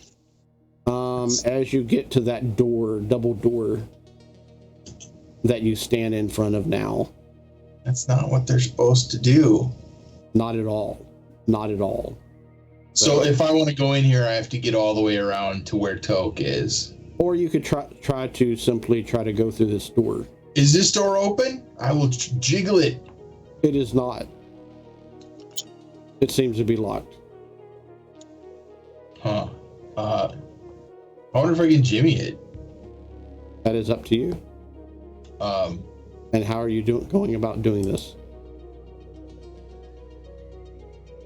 You know, I'll put away one of my pistols, and I probably got a screwdriver in here somewhere. I got a tool. I got some tools in here. I pull out my tinker's tools. This can't be of too complex of a lock. So I'm gonna pull out something long and thin and just try to jimmy this thing like I'm trying to break into the back of a liquor store. Okay, so give me an athletics check plus your tools proficiency. Okay, well, I think that's just going to be like a regular athletics then, right? But no, it's like athletics plus an additional proficiency bonus? Yes. Okay. Because you're using a tool to do it with. Well, yeah, even with the tool, I got a 13. You jimmy the sucker open. It is not a real issue. as you I didn't hear figure it was that big a deal. Yeah, snap, click, open. It's not as dramatic as Totun, but I mean, it gets the job done. Yeah. All right. Well, I'll push it aside. Maybe come in the door a little bit and jiggle one of those leaves with the end of this screwdriver just to see if it reacts. Okay.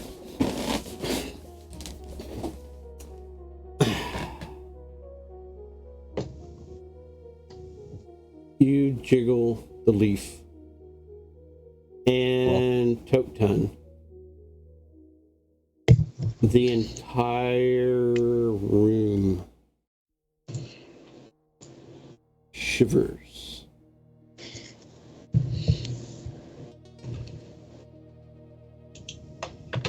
Surely you saw that one, big guy. What do you want me to do about it? Hit him hard. Jeez. What you're good at. All right. Kind of just go down and grab like the base of the plants that are at his feet, and just try to tear them apart. Okay. Give me a strength athletics check. Oh yeah, with advantage, cause raging.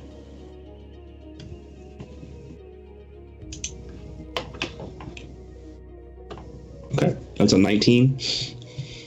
As you rip them apart, green goop pours out of them where you're at, as the entire section, if I can do this right. Yeah, hey, what do you know? We're going to use them. You use the thing.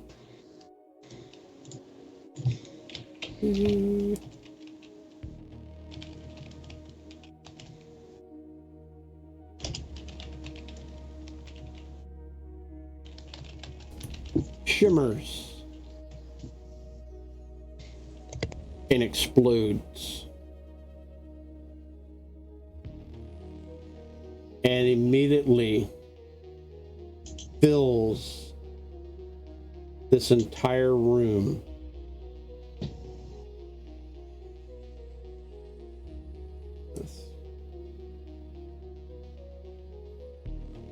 Like explodes, Dave. Like, during pollen season, and you see these trees explode with pollen. Yeah. Yeah. It's this green stuff of pollen explodes in this room. Everyone within the green, I need a Constitution saving throw. Totun, I need you to make me a Dex saving throw, as well as a Constitution saving throw. Okay. So, got you a 14 on the Dex. Okay, fail. Fair enough. 25 on the con. Okay, pass. Red breast, Zerda, I just need a Constitution saving throw. Got to 11. 15. Okay. Zerda passes. Unfortunately, Red breast, you do have. Did we already use that from Chestershire? Yeah. Okay, we did. Yep. Okay. Yep, that's all good. That's all done. Okay. So if you have an inspiration, if you would like to use it, you may do so. Well, I already used it earlier. Okay. I've been pumping myself already. Well, you are in luck because just now Mooney Sue has given you advantage to re-roll that dice. goodness. It's like rules don't even matter. Well, it's still an 11, Dave. I don't know what you want me to do. Okay. Toktan. The liquid from the plant pours out onto you, singeing you for 6 points of damage. And that's not halved if you were raging. Okay. I was like, I'm assuming it's not piercing, bludgeoning, or slashing, so. No.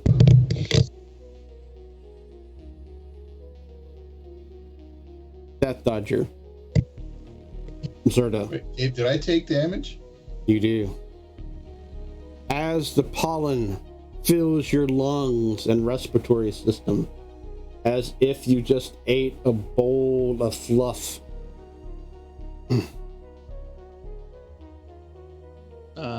Zerda, you take half of this. Sorry, which what are we is- talking about?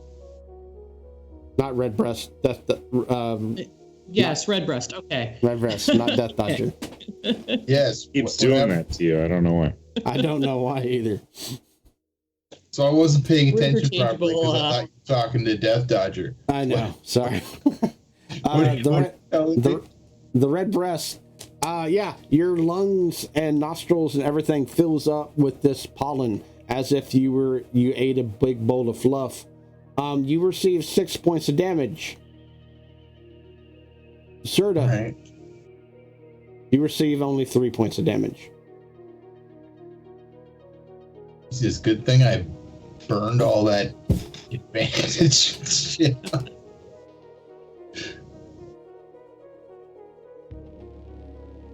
As the pollen clears,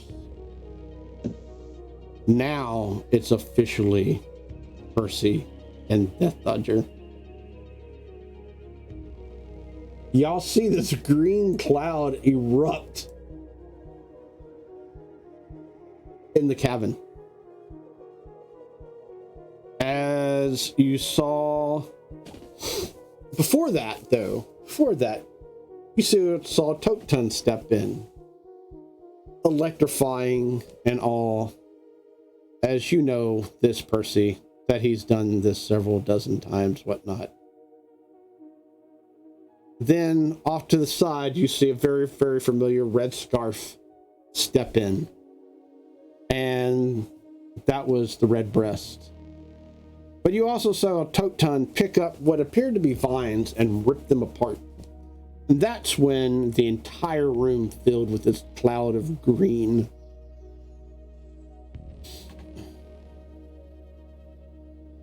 Already. Ew. You no longer can, like someone exploded as far as sneezed inside. You can no longer see in the cabin.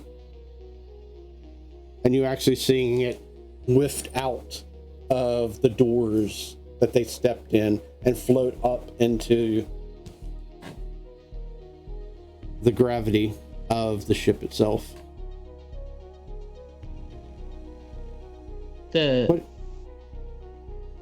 Sorry, what's floating upwards? This The- weird the- green pollen I stuff. see. Okay. Yeah. Well, I'm gonna go help because that seems rather urgent at this point. So Death's Daughter is going to take off like the wind, figuring Percy can handle herself. So I'm going to unfurl my wings, my spiritual draconic wings, so that I can be there instantly. It basically grants me flying speed equal to my walking speed until the end of the turn.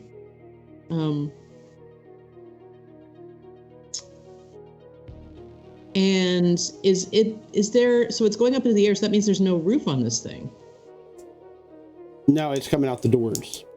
There is. Oh, it's a coming roof. out the doors. Yeah, there is a roof on this thing. Oh, there's a roof on this thing. Okay, then that doesn't make sense if I do that. I'm just going to use Step of the Wind then, so that I can dash without using it as an action. Okay. Go ahead and move yourself. Yep. Each square is 5 feet.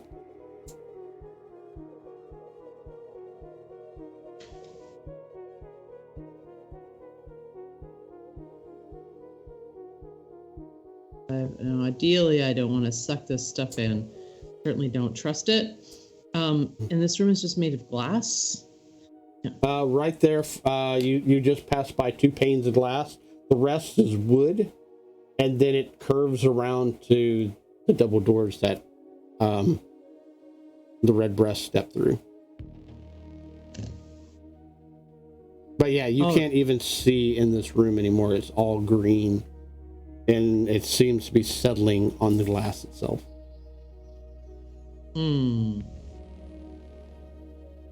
So the rest is wood, so I wouldn't be able to see my companions at all. They're completely encased in this. Yeah. I'm gonna try to bust through the glass then. Like these doors, let's get some more aeration going. So if I'm passing by a pane of glass, I'm just gonna go like full on through it.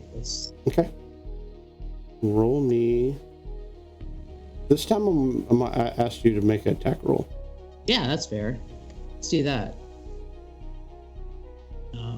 Full on strike.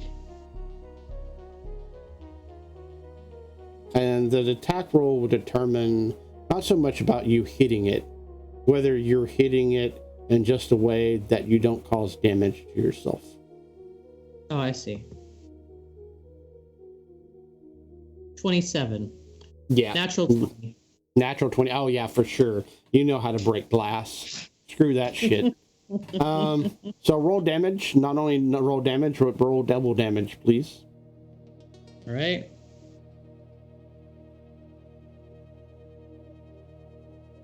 Uh, 11. The question I have for you. Did you do anything prior to breaking the glass? You mean like take deep breaths? So that I'm not inhaling when I go busting through? Yes, I did. I have no intention of breathing this gunk in. I plan on striking through, creating some aeration, and then maybe taking a quick visual and still getting out. Okay. With that, you break the glass as it shatters, and now the green pollen whiffs out. I do, though, need you to make a Constitution saving throw, but now you have advantage.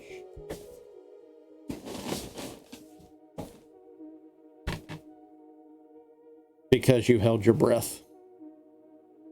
Well, I'm glad I have advantage. Try that again. 1 additional point on my advantage. I'm gonna use one of my other bonuses given to me by someone else. Can I use advantage twice? You can, absolutely. That is what it's Good, for. 'cause So, who gave you the advantage, though? I'm gonna actually just use. No, there is one in chat. I burned it on accident You instead did? of mine. Okay. Okay. I was So gonna use my we'll burn inspiration mine. that I have, so I don't. Oh, now? you have one. You have one from I chat. still have one left. Okay, I'll use. Yeah, I accidentally burnt yours instead of mine because Okay. I thought I had one. Well, Yeah, it got me 3 more points. So I've been, I couldn't roll any higher than a 6. So yeah, 9, unfortunately, is the about best right. I could do. So, what'd you roll? A 9? 9. 9. Unfortunately, you weren't prepared for this maelstrom of pollen as it comes out like a hot steaming kettle and just blasts you in the face. I mean, it's almost like you sticking your head out the window going 60 miles an hour and trying to smile. You take 5 points of damage Right. as it burns and fills your lungs and all kinds of fun stuff. Percy, you see all this happening in front of you. I do indeed. I'm gonna get out my breathing bubble and put my breathing bubble on. Mm-hmm.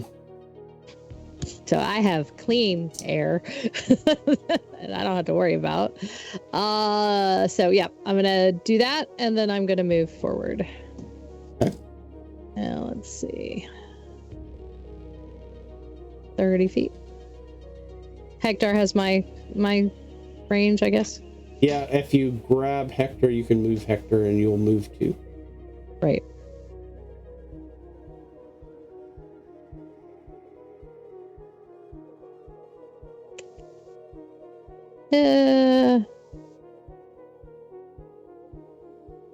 Where are you going? Which direction are you I'm going? thinking. So she's got a broken window, and then there's doors down here, right? Yep. Death Dodger's that. And So I was here 5, 10, 15, 20, 25. I'm going to go this way. okay. I'm avoiding.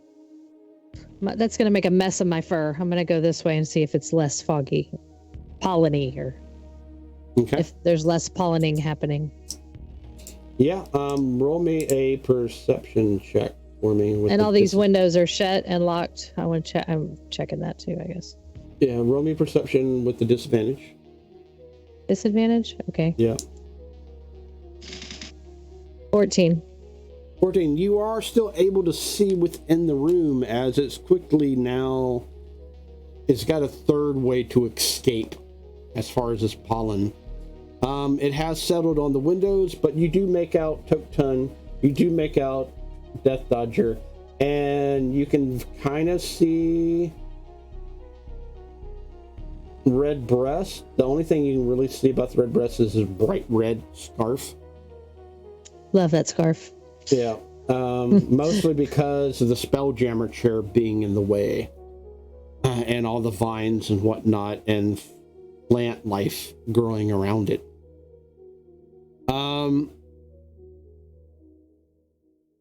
What does Tok'tun wish to do? As it is burning, it is singeing, your lungs, your mouth is filled with like cotton candy that hasn't dissolved.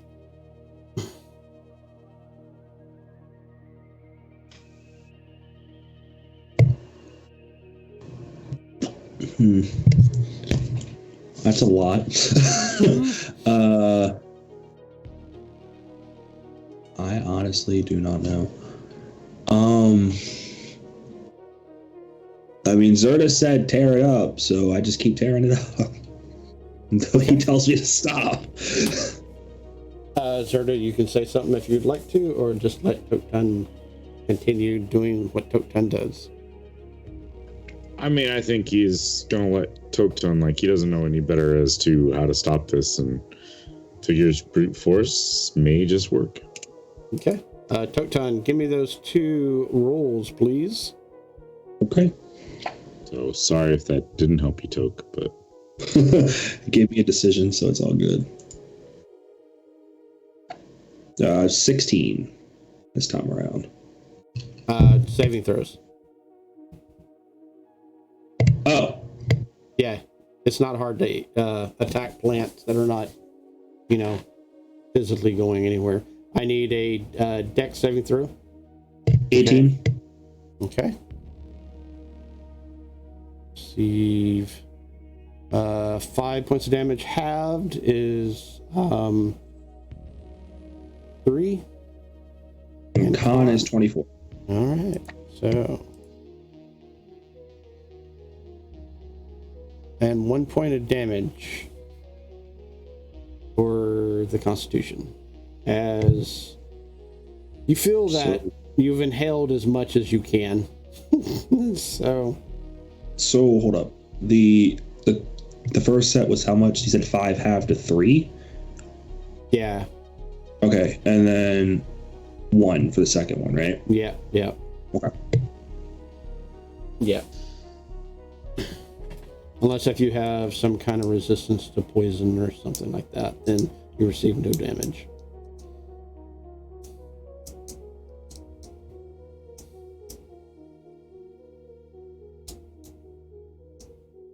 Nah.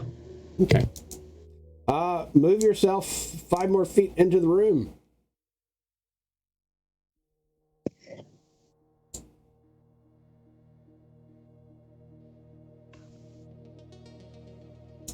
Whatever direction you wish to go. Gerda, what are you doing? course, everyone goes deeper into this mess. Man,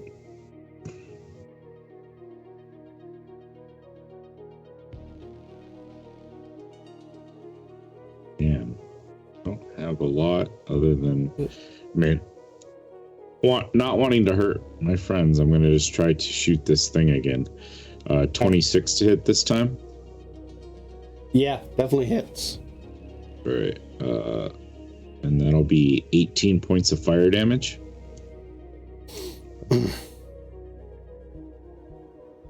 Pokton, you see this flaming bolt fly in again from Zerda and hit the clump that is on the spell jamming chair, erupt in flames,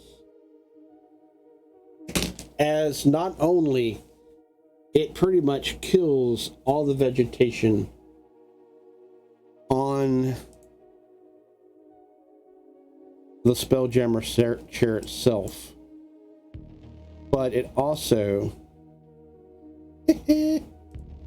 awesome.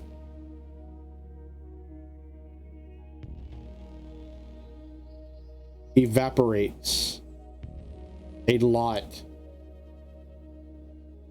of the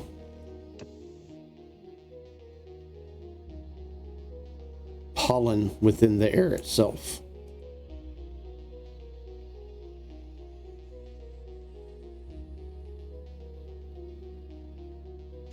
All right, so it looks like I should be tearing away at the chair, I'm assuming.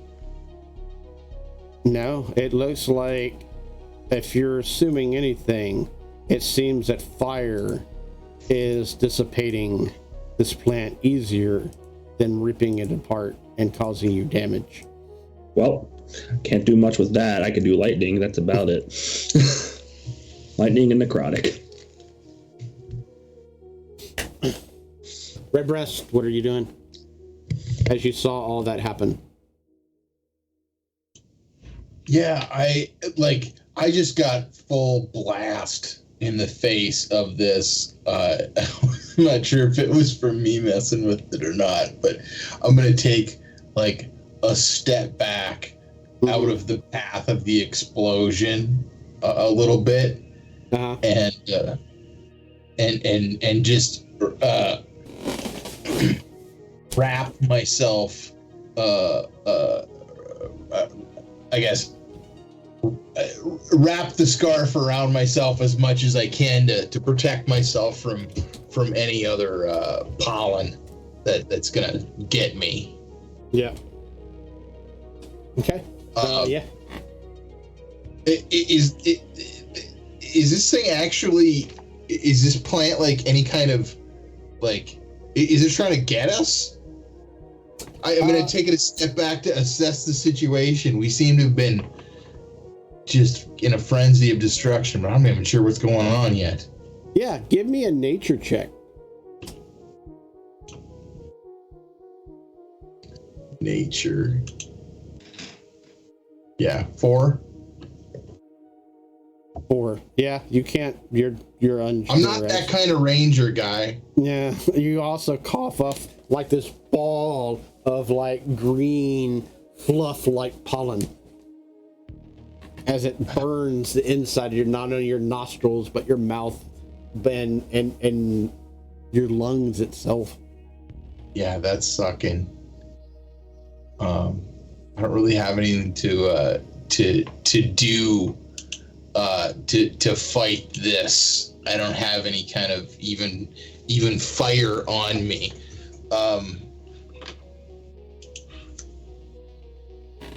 I'm just gonna like wave Death Dodger over. I'm like, look, come over here. This place is filled with plants. You look over, and Death Dodger seems to be climbing through a window that he broke, as you see shattered glass on the floor. Death Dodger, you're stepping into pollen and just yuck, as you just saw a bright flash of fire erupt before you, And roll me a perception check. Sure. See if I notice the fact that Redbreast isn't even in there anymore. No. Yeah, 19. To the right of you, the plants along the gears and whatnot shudder, and you hear them scream.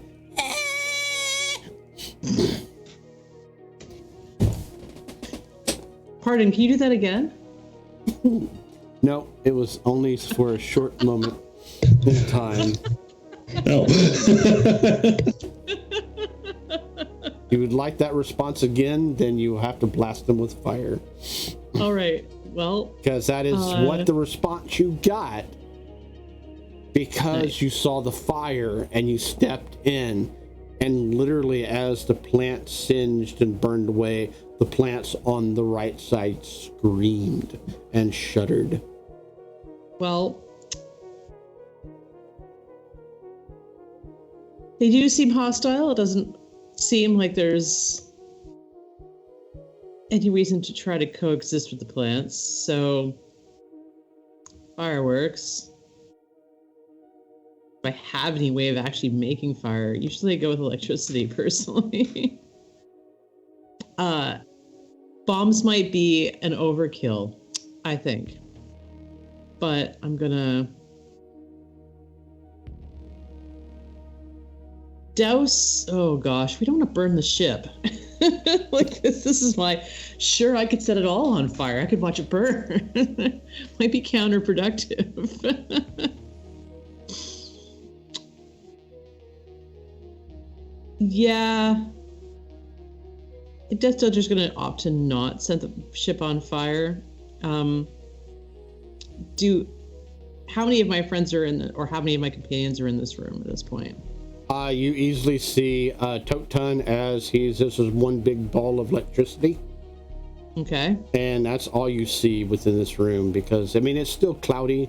It's still, there's a haze. But around the Spelljammer chair is it's a fancy chair. It's got, looks like magical devices on it, as far as you can tell. It is dormant, however, for there's nothing lit up or whatnot, but everything on the chair itself that you would assume should have burnt, like the nice fur-like seat and various other little delicate gizmos on it, should have caught on fire, melted, did something. Absolutely nothing is wrong with the chair. The plant life, on the other hand, is burnt to a crisp. Ah, okay. And with that 19, you realize that the connection between... You follow the connection, and it seems like the connection between the plant life that is here on the right side of you has been severed from the plant life that Tok'tun is now standing about to break apart, and the plant life that is to the left of you. They've been severed, as in The actual connection with all the vines and whatnot. It's it's like cutting a plant in half is what it looks like. So are they still rooted? Or does it look like it's just a random plant piece now? The ones on the right look like random plant pieces, and the ones on the immediately left look like random plant pieces. However, the one that Tok'tun has a hold of, the long vine-like root goes downstairs. Okay. I'm going to run, in that case, I'm going to... But they're all still moving, though, right? No, Even the severed ones? they shuddered, screamed, and stopped moving. All right. Well, I'm gonna do dash across and let's go for the severing thing. I'm going to try to jump over these plants and sever the plant at the stairs past Toktan so that it's also no longer, well, in my hopes that it's no longer a risk. I don't want to set things on fire, so I'm just going to try to cut it.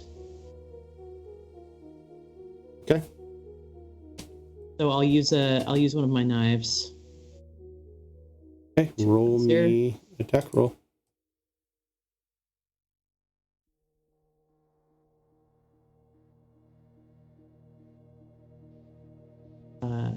My first was an 11. Yeah, you definitely hit. Hit, okay. Roll damage with that. And that's a 7 on that. Now I have 2-weapon fighting, so I'll go again. My second dagger. Cut this thing. 18. Definitely hits there. And 10 damage. And damage definitely serves it. However, as you do, green juices pour and rush out of it. Go ahead and give me a dex saving throw.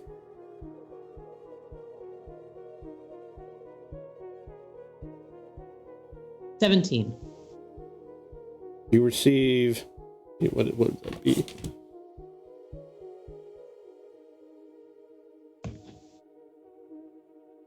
Receive 5 points of damage, and that's halved from 9.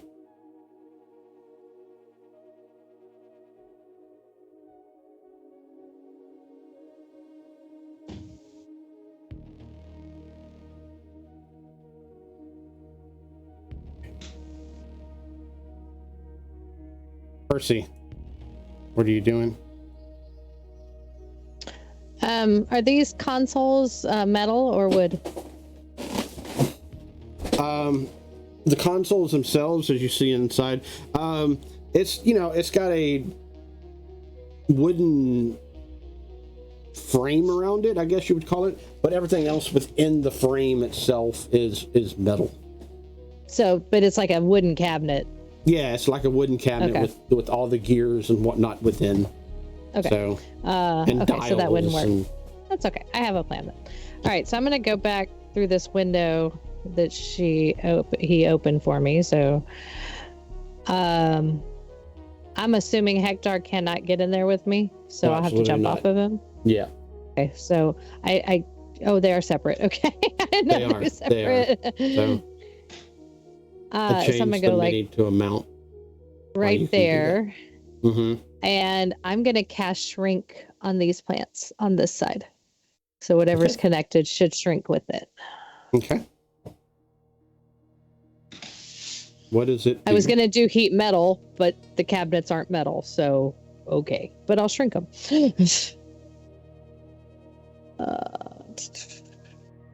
Reduce is what we are doing. Target size is halved in all dimensions, and its weight is reduced to 1/8 of normal.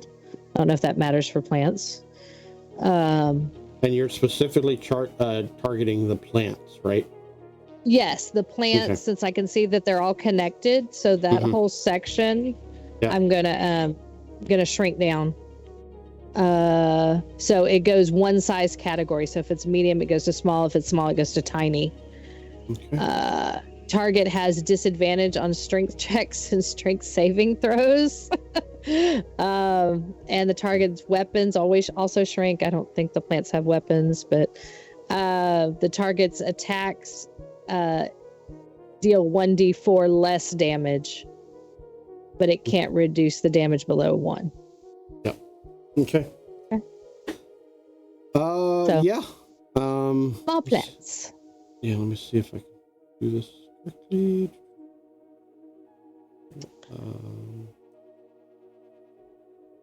Good idea. And hold on. I have No. attacks per action as 2. So can I move over to the lower plants and do it on the lower plants as well?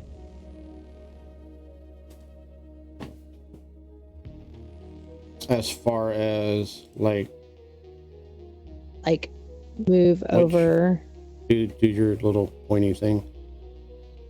Do the What are little we pointy trying to, thing. what are we trying to do exactly? What are you trying to do?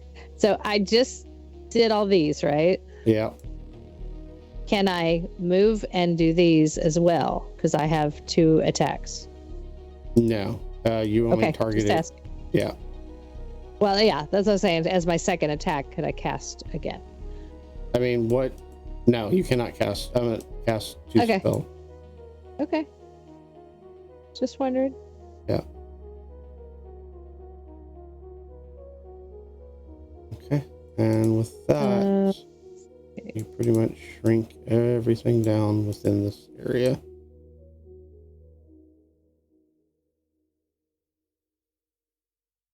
Get super 2D. All that should be tiny. Yeah. Okay, and with that, Tokton, what are you doing as you see Death Dodger run past you, sever the connection, juice spurts out, hitting Death Dodger.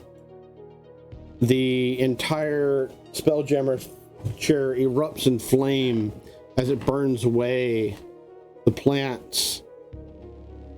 Percy shrinks the ones on the console,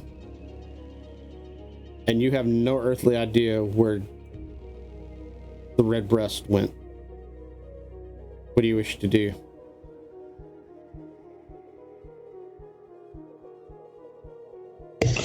We're still working with the ones right here, right? It seems that they have been severed. Okay. And then the ones right here are the ones that Percy got. Yeah, shrunk completely. Teeny tiny. I will just go down the steps then. Okay. Down here. And are you going below?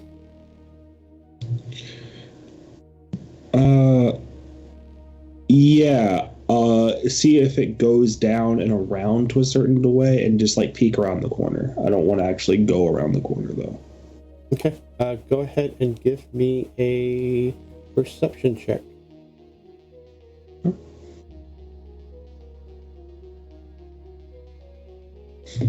21.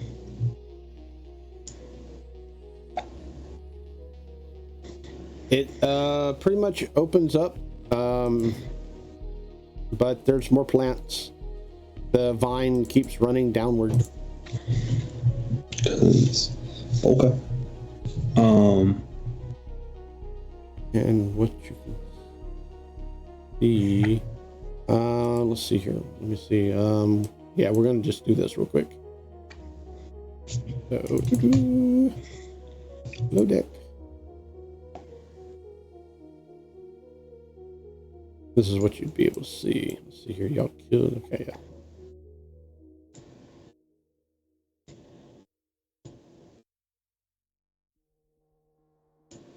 Oop. That one.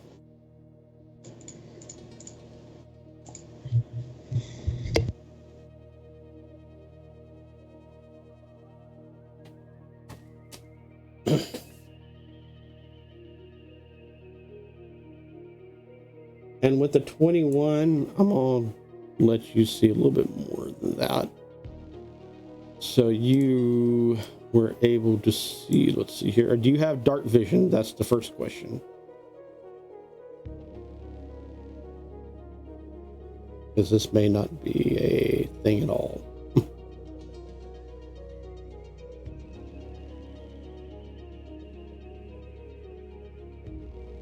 I'm going to go ahead and say no.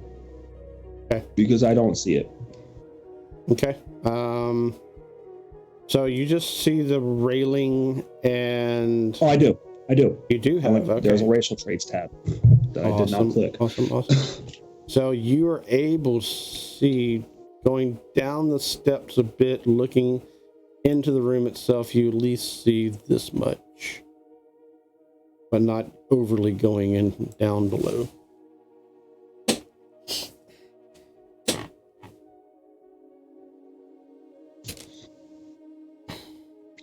And that's what you see.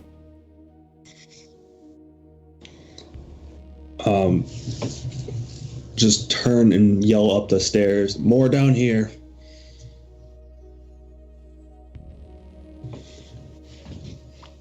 Don't cut it, and I can shrink it all. Where it's just out of the way.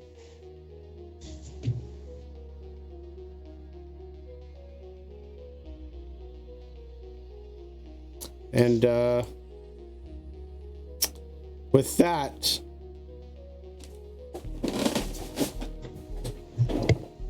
Z, what are you doing as Toktan yells that out? I mean, I only have 2 fire things, so I'm going to stick with the one that currently won't try to blow up the entire ship. So I'm going to move. You also noticed as you're standing there, I can do this real quick here. That dissipated. And I'm going to say majority of this room has dissipated in its pollen as the last bits are escaping out where Hector is at. All right. Can I see enough of the thing from where I'm at in order to kind of zap down at it? As far as which thing? Like, can I walk up to the stairs and take some pot shots down at the vines that Toktan had mentioned? Yeah, they're running right along the rope banister. I mean, they've curled themselves around and on the floor. The ones up here seem to be under control. You look around and it's like taking hedge clippers to a bush. Okay. And they don't be moving at all. And they're actually starting to almost wither. All right. Yeah, so I'm gonna look down there where Toktan's kind of pointed out, and I'm gonna just take another firebolt shot down there. Okay. 18 to hit. That definitely hits. Just 5 points of fire damage. With that, I need Toktan, Death Dodger, and Zerda to make me a Constitution saving throw. Strong suit.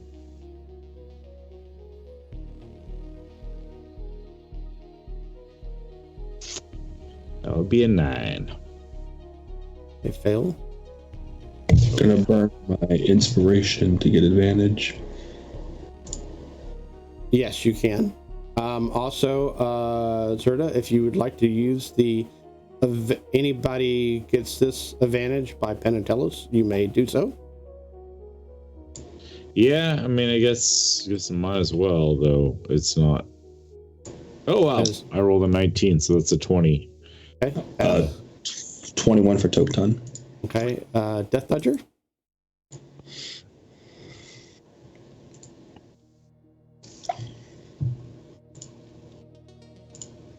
Constitution saving throw, Death Dodger. Sorry, it was muted. I got a 5. 5. It explodes once again with pollen as it shoots up the stairs, but doesn't completely fill the room. As Toktan, you start to see it filling the lower decks, and those that pass your saving throw receive 1 point of damage. Those that failed take 2 points of damage.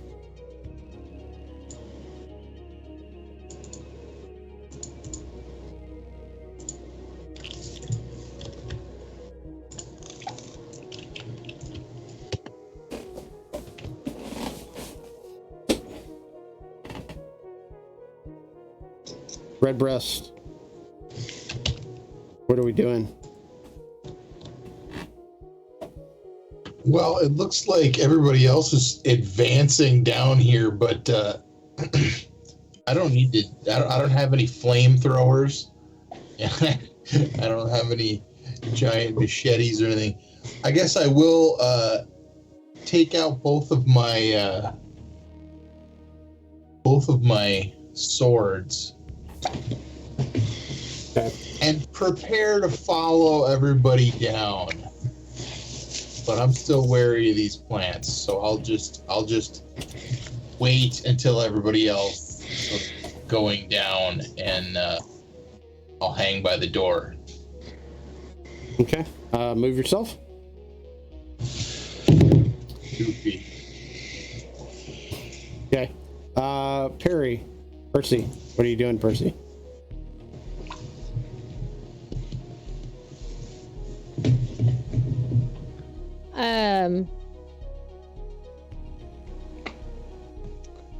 Okay, I'm gonna go down the stairs and get to a part of the plant that's connected to all the other parts of the plant. As best I can tell. Okay. So all this down here that you see is burnt and gone. Nope.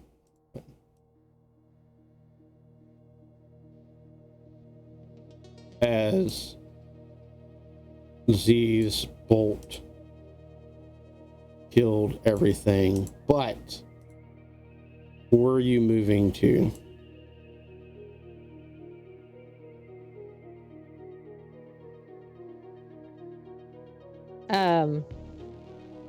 Like as far in as I can go. Your And I can use my should be. I can use my feline agility too. I did not put So you all down here. I Sorry. can right. So I can double. So I can go 60 feet. Okay. And I'm gonna tell Hector, get close to the stairs in case I need you to come down on my way down. Okay. So he can make his way down that way. That. Let's just drop you all down here. No, it did not work for some reason. Okay, it's being difficult. Anyway, okay, we'll just drop you on the map itself. Look, there I am. Yep. You go ahead and move yourself. So this is the stairs up? Yes. Is what I'm saying? Okay. These are all burnt, so Yeah, the plants that were on the steps itself are no longer there. They're turned to a crisp and right. dead. So I'm gonna go like in the black. So I would go about Give me like I can go way up in here. I don't know. Give me a perception check first. Okay. As you turn the corner of the stairs itself, because you're going around the staircase. Are you moving silently, by the way, or are you just kind of running in? No, silently. Okay, because give me a stealth check first. Okay. I'm gonna use an inspiration point to reroll that perception, so we'll just make that go away. Okay, stealth. We'll do stealth. Yep. Stealth is 23. Okay. And then perception is 21. As you look out into this area, you not only see the continuation of the hammocks, which are double stacked for crew,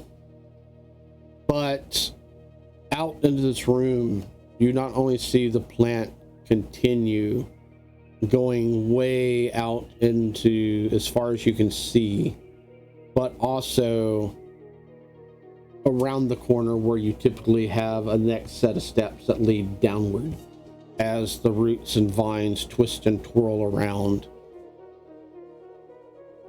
And you see something off in the distance, past some of the tied down boxes themselves, the crates. To the right, there's movement. You think you see crew members.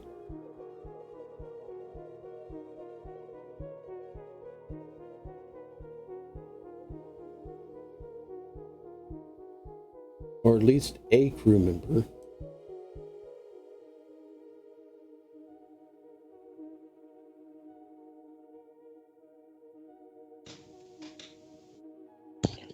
Okay, well, I need to clear the way for Toke, so I'm going to put my hand on the connected, not burnt plant and shrink again.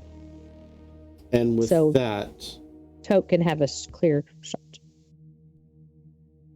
Watchers, we end this session tonight on a green thumb as Percy begins to shrink the plants. Our party is on a ghost ship, abandoned many, who knows when it's been abandoned, but it's been a while. Things are weird, things are odd, and Percy just discovered a crewman wandering about the ship.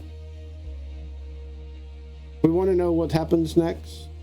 Stay tuned 2 weeks from now and find out. Until then, thank you for all that participated within our chat, or if it wasn't for you watchers, our party would probably be in a different state of being right now. And for that, thank you. So now let's tune in to our lovely set of players. Or if it wasn't for them, this game would be much different. I am going to go around the room, announce a character. They will say something about the game itself, announce who they are, anything they want to plug, and then that player will announce another character. And we'll go around the room until it comes back to moi. So let's go to our green thumb herbologist, botanist, mechanic at large, Percy. Guys, my name is Sandy and I am playing Percy. I am having so much fun with this character. She's a spaz and I love her. And D&D Beyond was with me tonight and all my roles turned out well. So everybody has shiny things and small things, and hopefully we just have plants when I'm done that are just, we can just walk over and Toke can take his arm, just go kill the thing. I didn't want to announce the thing because I didn't want to tip our hand, but you get to kill the whatever the crewman. So yeah, you got to tune in. I got to show up. We got to see what happens. So be sure to come back. Do I want to plug anything? I don't know. Thanksgiving's coming up in America. Canada already had it. Gosh, I don't know. What do I want to plug? There's buttons below. Push them, like them, subscribe to them, and come check us out again. And I will pass it to Bill, who is below us. He plays Z. Below me, whoever I am. Well, hello, guys. What's up, guys? I'm Bill. I'm playing Z tonight. Loving it. This kind of crazy, charismatic bard character. Thank you all for joining us in chat. We had a bunch of people jump in and out, so it's awesome to see people participating with us. We'll be back again tomorrow morning, at least American time, for another game. So join us 10 a.m. Pacific or 1 p.m. Eastern. whatever that is, GMT. But yeah, it's been awesome. Thank you all these awesome players joining us. If you're on Twitch and you're checking us out, think about dropping us those free Amazon Prime subs, because most of you all have them. So that'd be cool. It'd help support, pay for stuff on the channel. And I'm going to pass it over to our wonderful Toketun, since he's laughing at me. He just really went out of the whole chat. Okay. Those free Prime subscriptions. Anyway, I'm Cheshire. I play Toketun, the big, beefy Leonin barbarian. I have absolutely no idea what's going on right now. I'm kind of just here for the ride. As they said, we have other stuff going. Come check it out. So to add to Bill's thing about tomorrow's game, there is a technically kind of sort of not really a second part to it that me and Sandy do on Saturdays. They sometimes intersect. Might want to check out last week's for that one. But yeah, check that out. They're really cool. It's a lot of fun. It's a little bit different of a vibe. Also, turkey is gross, so please don't eat that for Thanksgiving. I know that's the rule, but it's terrible, so no one actually likes it. We can admit that as adults. We're going to go down to Nathan as Redbreast. You know, I'm Nathan, and I play the Redbreast, and I gotta say, you might need to come to my actual house, because my turkey is really delicious. But it's not for everyone, including half the people that come to Thanksgiving at my house who are vegetarian. So there's always good stuff to eat at my house. There will be gravy, and there will be vegetarian stuffing. I got nothing to plug. I want you to be safe and get all that Halloween candy eaten. Get that gone. I'm gonna throw it over to who's left. Yeah, I suppose I give it to Petra. Whatever. Death Dodger, do your thing. Death Dodger is also not sure what's going on. He's just happy to have something that he knows he needs to fight. Space is a weird place, but this new crew seems pretty cool. So all in all, looking forward to seeing where this goes. And yeah, nothing to plug at all. Nothing else to say. But the Vigilantes in space need our new mission. Figuring out how we're vigilantes at this point in time, but right now we are plant exterminators. So wish us luck. And once again, thank you so much for tuning in, watching this insanity. And yes, we have lots and lots of shows coming up. If you go down to the About section, you'll find all of them. Also, look us up on our social medias. Follow, like, subscribe, blah, blah, blah. You know the drill. We post every Friday our playlist block. That usually includes anywhere between 3 games to 4 games that we're constantly running every week. Bill and I have a new project up in the works that we are going to do every other Tuesday. That's not on this block. It is on the next block over. And that's going to be maybe an hour, maybe longer. But we're going to be on Twitch. And then after that, we're going to piece it together as best as Bill wants to piece it together and put it up on our YouTube. And we also have a podcast, too. So if you are like, I don't want to watch these people, but I want to listen to them, go to our podcast.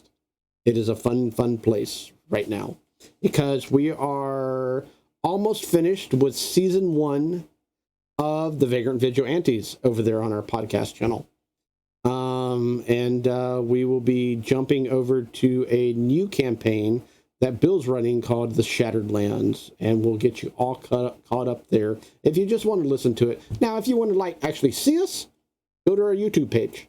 We have all that up, and it's edited, so you don't hear the ums. What the world am I doing, Dave? I can't roll dice for squat. All that's cut out. So anyway, so I think it's that wonderful, wonderful time of the evening that we say good night. Good night. Danke. Tschüss. Bye, buddy.